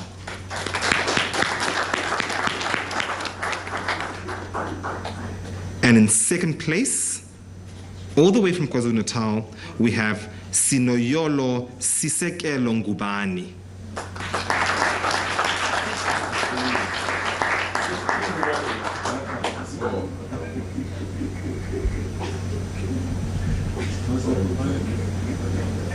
And the top South African Sign Language candidate for the year 2020, and I'm very, very proud that, Minister, that this is actually truly happening in your time.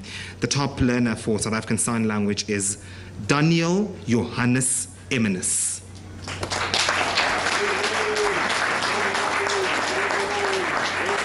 All the way from the Gauteng province. Hola, hola.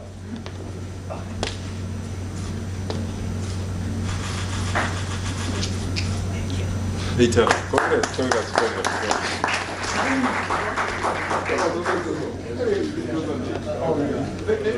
Congratulations to all of our candidates. Congratulations to everybody that received either a commendation or an award or both.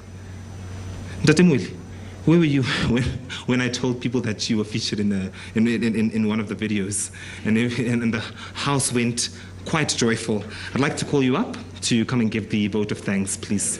Thank you so much.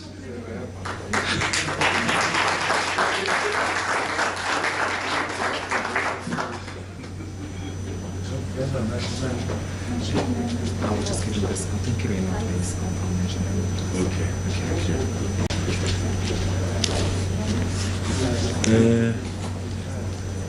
Is a normal.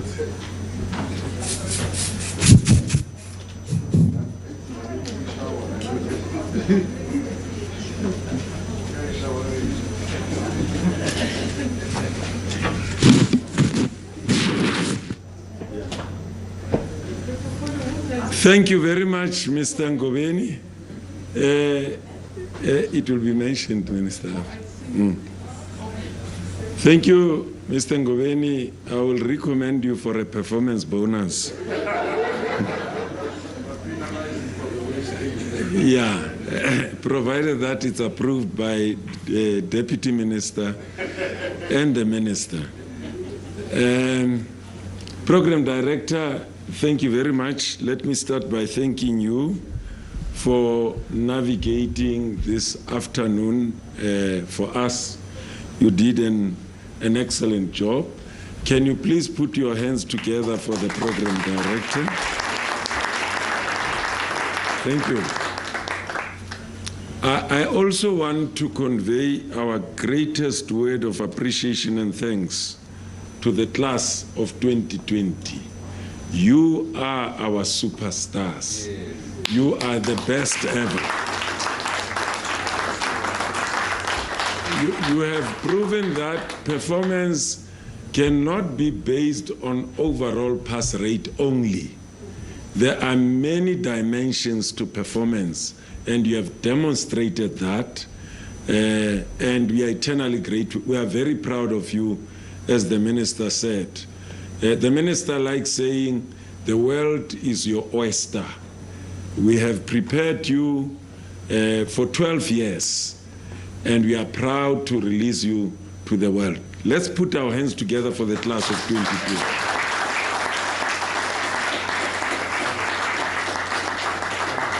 And in the same vein, as the minister has conveyed already, our unsung heroes and heroines are our teachers. Men and women who had to face the challenge of stabilizing the school environment, the classroom, working extremely hard under difficult conditions. We are eternally grateful to each one of them. Let's put our hands together for our teachers, please. Thank you very much. I also want to thank my colleagues, officials at all levels of the system, DM. We've got a special team in basic education. So we want to thank them as well. But let me focus on thanking our sponsors. MTN, your first event to host, particularly an activity of this nature. I heard people saying Kikabu Yellow. I don't always go for Kabu Yellow in football, but when it comes to MTN, I'm sold out to Kabu Yellow. Thank you very much, MTN. And I also thank, I would like to thank AFBOP. You've been with us all the way. I said in the past, with basic education, you don't only see human beings when they leave this earth, you see them when they begin to live on this earth. It's a very good investment. Give AFBOP a big hand of applause. Thank you, AFBOP. Ntsika, you've been a wonderful partner. You've walked the path with us. We are very proud of you, and thank you for your investment in education. You invest in the future of our country. Let's give Ntsika a big hand of applause. And Fundi, I also want to convey our greatest appreciation and thanks for your support and your investment. And in the same vein, Vodacom, you've always walked alongside with us, as well as Kagiso Trust. These are our excellent sponsors and partners who continue to invest in the basic education sector. Let's give them a big hand of applause. I also want to take this opportunity to convey our greatest appreciation and thanks to the Minister. Minister, thank you for your leadership. Thank you for being calm, especially I always maintain that we've got an excellent minister and deputy minister. When things are tough and you look up to them, they will never fail you. Put your hands together, please, to thank the minister. And in the same vein, to thank our MECs. We've got excellent leadership in this sector, as well as my colleagues who are working extremely hard, as the minister said earlier on. Remusue, thank you very much for the wonderful work that you are doing. All the officials, including Makekana. I've never seen something like this, Minister. She retires as a champion. All right, we will be having some conversations and unpacking that as we'll be talking to Professor Mugeti Liteka as well as Equal Education and Nomtoza, just for their reactions, of course, on those matric results. But as you saw, while we were there, as the matric results were being announced, some breaking news that certainly just came in there. The Commission of Inquiry into State Capture filing an application to have former President Jacob Zuma jailed for 2 years. No doubt we'll be unpacking that on our later shows and throughout the day here on SABC News. Just stay with us. Let's take a short break.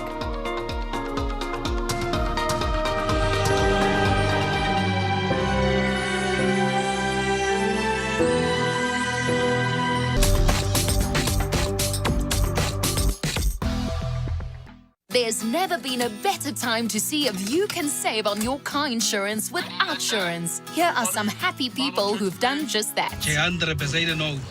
The guy knows his stuff. I end up saving over 700 rands per month. If you want a happiness in your pocket, change it right there. If you think you may be paying too much for car insurance, call or SMS Outsurance now. They'll either save you money on your car insurance or you can ask them for 500 Rand. Being claim-free and with the same insurer for 3 years? Tell them you want 1,500 Rand. The team at Outsurance were just amazing. They were friendly, and then when they told me what my premium was, well, you could have picked me up off the floor. It was just such a massive saving. 815 Rand per month. If you've been with the same car insurer for years and not bothered to see if you can save, now's the time to do it. Because if you've been claim-free and with the same insurer for 3 years and Outsurance can't beat what you're currently paying, you can ask for 1,500 Rand. The guy that helped me, his name was Nicholas. He was just so patient. He helped me out with that 672 Rand saving, and I've never looked back since. Haven't shopped around for a lower car insurance premium? Do it now. Because if Outsurance can't save you money on your car insurance, tell them you want 500 Rand. Being claim-free and with the same insurer for 3 years, ask for 1,500 Rand. I spoke to a consultant by the name of Shane Peterson. Cross-examined him a few times. I was shocked at the fact that I was going to be saving 435 Rand on my policy. Basically, chencha dadeng. Don't wait for your insurer to possibly increase your car insurance premium. Call or SMS Outsurance now. Because if Outsurance can't save you money on your car insurance, ask them for 500 Rand. Being claim-free and with the same insurer for 3 years, tell them you want 1,500 Rand. You know, I'm spending more on insurance than I am on petrol. I spoke to Outsurance. They said, hey, you can save over 700 Rand a month. You shouldn't take the first offer you get. Shop around. Just because you're 18, you have a car, and you can now drive. Don't get overexcited. If you've been seeing these ads for years and wondering if you could save, call or SMS the number below. Because if Outsurance can't save you money on your car insurance, tell them you want 500 Rand. Being claim-free and with the same insurer for 3 years, tell them you want 1,500 Rand. I got a call from this guy. He said he wanted to compare my insurance. After asking me what car you drive, model and so on, he gave me an offer and that was over 470 less. I couldn't believe it at first. I thought it was a scam or something. That is a massive amount. You'll never know if you could save until you try. Call or SMS the number below. And if Outsurance can't save you money on your car insurance, ask them for 500 Rand. Being claim-free and with the same insurer for 3 years, tell them you want 1,500 Rand. I've watched, I've seen, I've heard Outsurance, so let me give them a try and see what's happening. Ended up saving more than 400 Rand.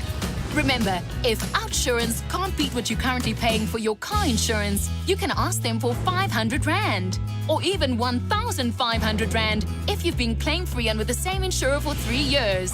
Call or SMS now.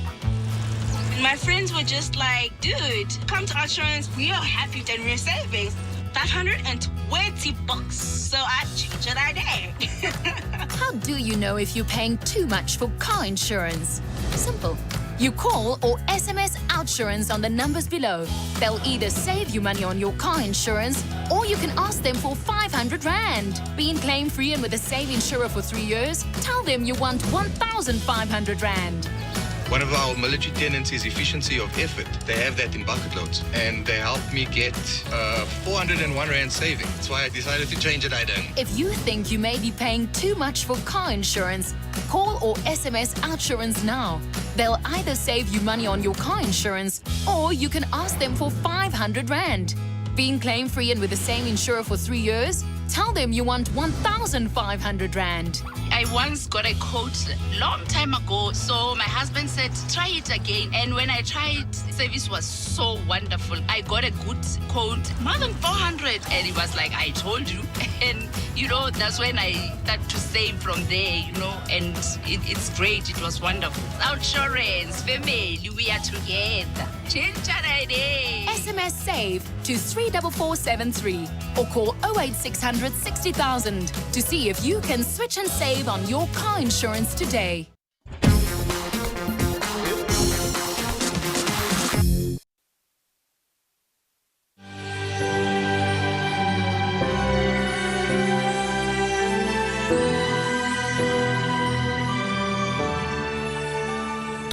All right, we continue then on Matric results 2020. The Basic Education Minister, Angie Motshekga, has announced that the overall pass rate of the 2020 matriculants is 76.2%, representing a drop of 5.1% from the previous year. She was addressing a media conference on the class of 2020 results in Pretoria. The results for this year, the main thing I get, the overall passed, including those progress learners that were not able to support, stands at 76.2%, which is a drop, of 5.1%. And Chair, as much as we had a drop, I'm really grateful to all South Africans for having helped us, because in essence, I was expecting a bloodbath. And I am very grateful and appreciative of our teachers, our learners, that indeed they held their own in very difficult conditions. We tried everything in our powers to claw back on lost time, which we couldn't. And if we have to look at that, excluding, and I'm not wanting to make them an excuse that if there are drops, we say it's progress learners. If we remove them, that will be at 81.2%. If we had removed the learners, we were unable to support. But I'm very happy that indeed, in the midst of all the difficulties, we're able to stay at 76.2%, and as I said, with more quality passes this year. Of course, we'll be taking time to go from province to province throughout the rest of the day. For now, though, let's go to the Northwest. They came out number 5 at 76.2% is what the province of the Northwest got. Sintleli he joins us, our reporter there. Very good afternoon to you, Sintleli. I believe you were some of the top achievers from the Northwest. What do you have for us?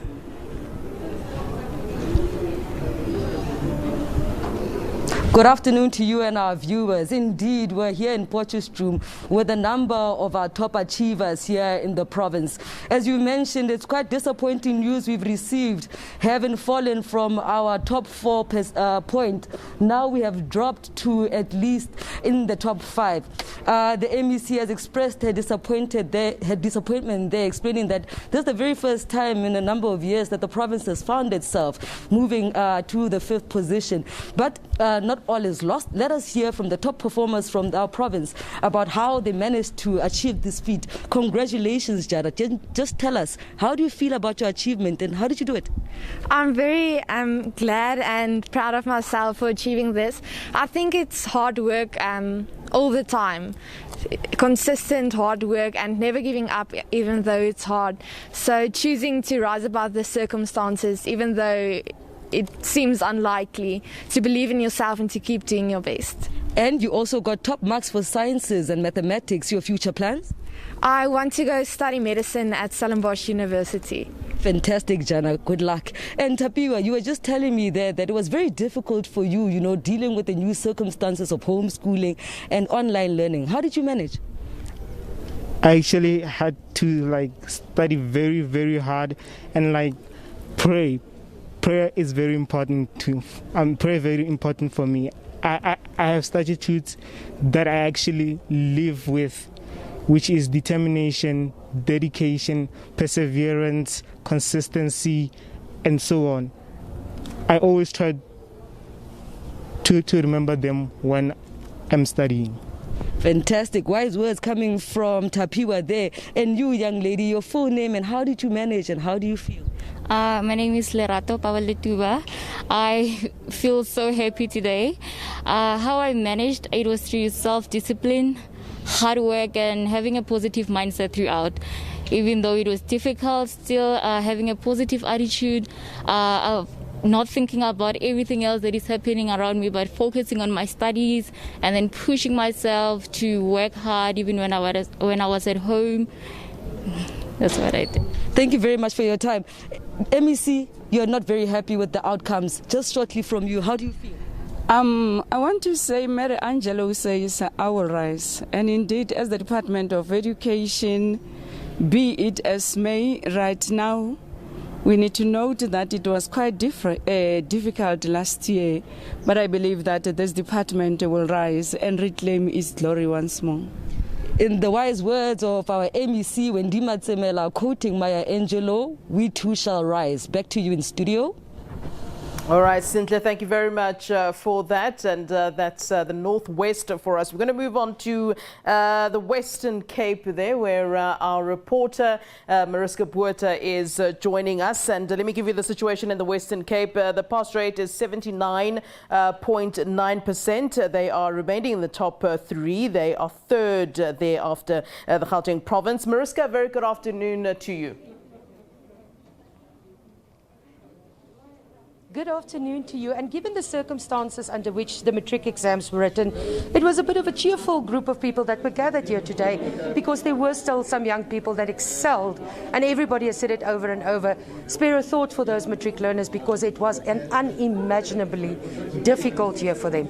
To chat to us a little bit about the results of the Western Cape, we have the MEC, Debbie Schaefer. MEC, thank you so very much for joining us. Third place overall and a drop of 2.4%. Just your comments on that first, please. Yes, obviously we never like to drop. It's just a pity we missed that 80% by 0.1%, but 79.9% under the circumstances and considering that we dropped the least of all the provinces in the country, I think we can be happy with that. Obviously we're very happy with the other achievements we have done, first and second in maths in the country. Our bachelor's pass rate is the highest it's ever been. I think we just less than Gauteng. So we're very happy with that, and I think, under the circumstances, I think we can be happy with that. Thank you very much, MEC. I hear they're telling us we're going back to the studio right now. That, of course, was the MEC for Education in the Western Cape, Debbie Schaefer, saying they're satisfied with their third place. They don't enjoy going down, but they went down with the least in percentages for this very, very difficult year, and still satisfied with the results of the Western Cape. All right, Mariska, I apologize. We are indeed rushing you because we are wrapping up the show very soon and trying to get to as many provinces as we possibly can. But let's, in the meantime, catch up with Patricia Fasaki. Of course, she was at that venue in Pretoria where the matric results were being announced by the Minister of Basic Education, Angie Motshekga. Very good afternoon to you once again. Pat, what do you have for us? A lot of our learners in the province, a number of them on to this special broadcast here in the heart of the capital city as we bring you the rolling coverage that of course unpacks the 2020 matric results. You have seen the latest pass rate, of course. Sadly so, we are sitting with a just over 5%, I think 5.1% drop. So I'm joined here by the Minister of Basic Education, Mayor Angie Motshekga.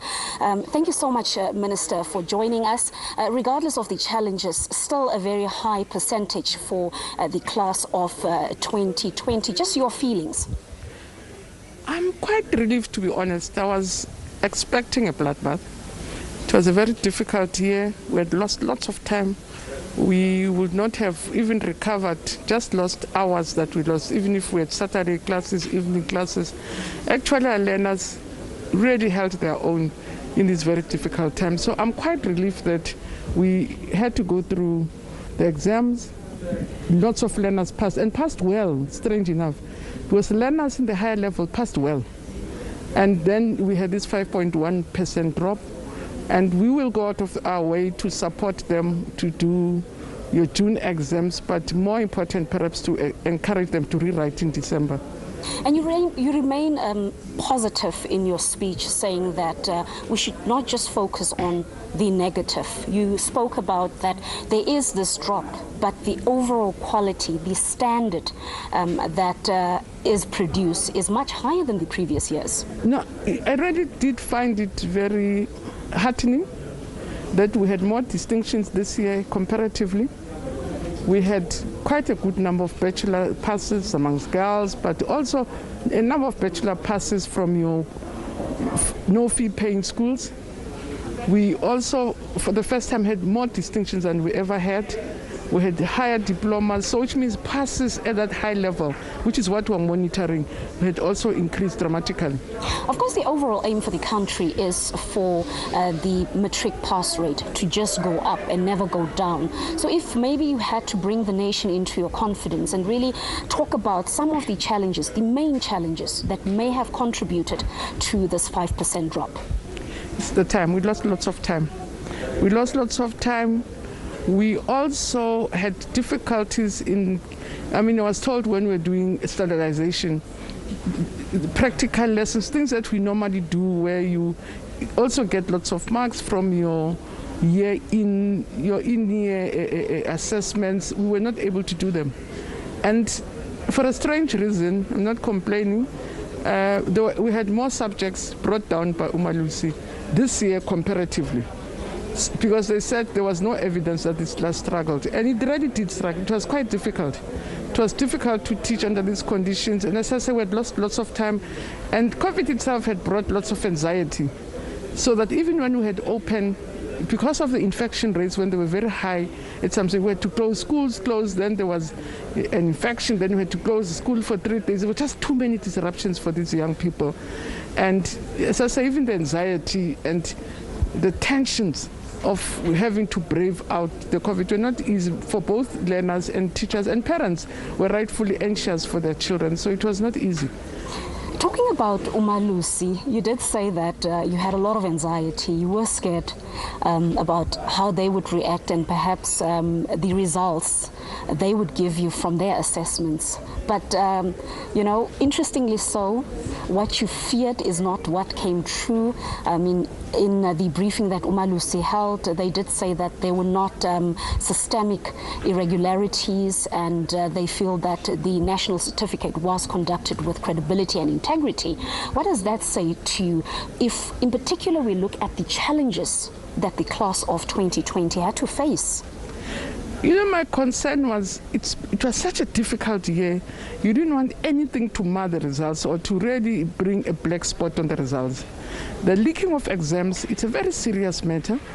It really brings the results into disrepute, and I just felt that it's been such a difficult year. There have been so much sacrifices. You don't want to risk anything that they could turn around to say papers leaked, and just for clarity, you would prefer to rewrite so that everything is just on a clean slate. And I was very relieved that even ourselves, because by the time we took that decision for rewrite, we had not done full investigation, just we wanted to get done and over with it and have a clean results. But when we did our investigations after the court decision, we really found it difficult to prove that the paper had gone so wild that the integrity of exams has been compromised. And I think when the investigating team, because then there was this national irregularities team, when they brought evidence to us, brought evidence to Umalusi, both of us were satisfied to say the integrity had not been compromised. But at that stage, I just felt it's too risky to really take chances with the integrity of exams in such a difficult year. And especially with a paper leak is very serious. It is indeed. Many would agree, and I think that's why the department wanted the rewrite. Of course, in court, that is not what was ruled in favor of the department. But let's go down to the provincial performance of the matric results, the pass rates. Of course, the Free State retaining its number one position, followed by Gauteng. But there are these two provinces at the bottom, and I just saw reaction from South Africans again, expressing their dismay, unhappiness. And the question is, but what is wrong in these provinces? that have performed at, the lowest rankings? Northern Cape at some stage was the top performing province in previous years. But when we analyzed and looked into the results, we found that at GTC, John Tolo Haidze, they really had performed badly. One, because of language, Setswana as a language performed badly. And Setswana, or your home language, it determines whether you pass or fail. And there were problems with Setswana generally in these exams, and it impacted on them in that area. It's one of the factors that affected Northern Cape. But for a strange reason, I really was, and I'm still going to speak to the MEC to say what else happened at JTC that brought down the results. In the Eastern Cape, again, Eastern Cape was doing relatively well, and they seem to really have not done well. They had a very big drop. Northwest, if you remember, there were just too many problems. That led even to your section 101B. There were lots of difficulties. When there was a road, when people fought about the road, the schools would close down. So Northwest, politically, the instability in that province would have pulled down, because that province works very well. If you recall, last year they were number 3. But this year they lost almost 10%. So, and we really, as I say, for me, it was a political disruptions and instability in the province. And what's the relationship between national and these provinces? Do you give them enough support? Because it's really a trend now in terms of the poor performance compared to the other provinces, and the gaps are really too wide. If you look at the percentage that the Free State managed to back compared to the lowest performing, where is the problem? And as I said, people want to know, because it's through this, discussions that we can actually find solutions to these problems. We work very close with our provinces.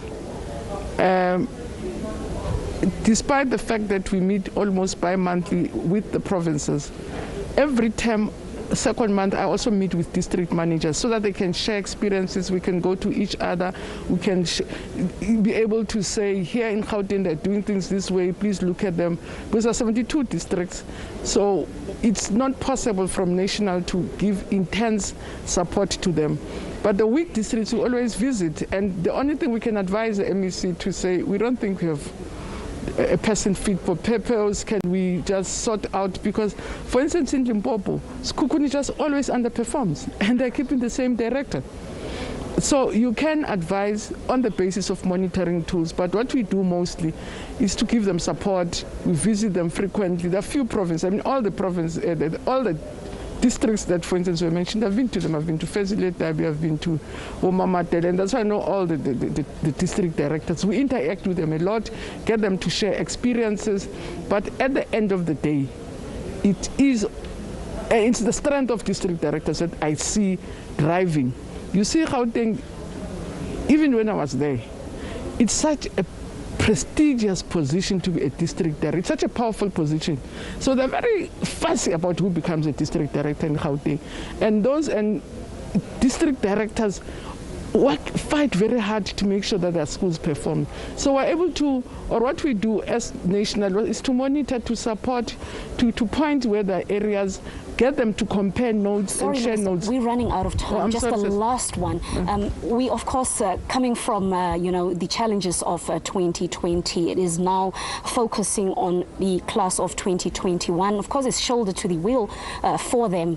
But the political challenges that remain, in particular your relationship with the unions and other stakeholders, what should be done to manage that in a healthy way so that we do not see some of, the political impasses that we saw in the previous years, even last year, that compromises education in the country? In so to the saying, people who stay together, it's healthy for them to fight. Because when they fight, they're able to show each other their weaknesses, and then at the end, you come out stronger. Our fight, for instance, with unions last year, to be honest, when we were reopening schools, it was such a difficult and painful fight, but it made us even work better. So by the time we finished with the fights, things were were better than they could have been. Even this year, we work close with them, we quarrel with them, and it helps us even when we prepare. So I'm not saying I'm enjoying the fights, but I appreciate sometimes when unions point weaknesses, because half the time they come with facts to say, no, we are saying this is happening, but this is a fact. And it's helpful. I have to cut you there, Minister. Unfortunately, we have run out of time. There, of course, the Minister of Basic Education just giving us reaction after the 2020 Matric results were announced here in Pretoria. Fortunately, as I said, we have run out of time. It is back to studio. All right, thank you very much to Patricia Vasahi there for us in Pretoria, speaking to the Minister of Basic Education, Angie Motshekga. All right, well, that's it from myself, Flo Ledwaba, and the rest of the team here at SA Today. Thank you very much for being with us this Monday afternoon. Back with you again tomorrow at 3 p.m. Up next is the full view at 6 p.m. And certainly that conversation regarding the Matric results, as well as the Commission of Inquiry into State Capture filing an application to have the former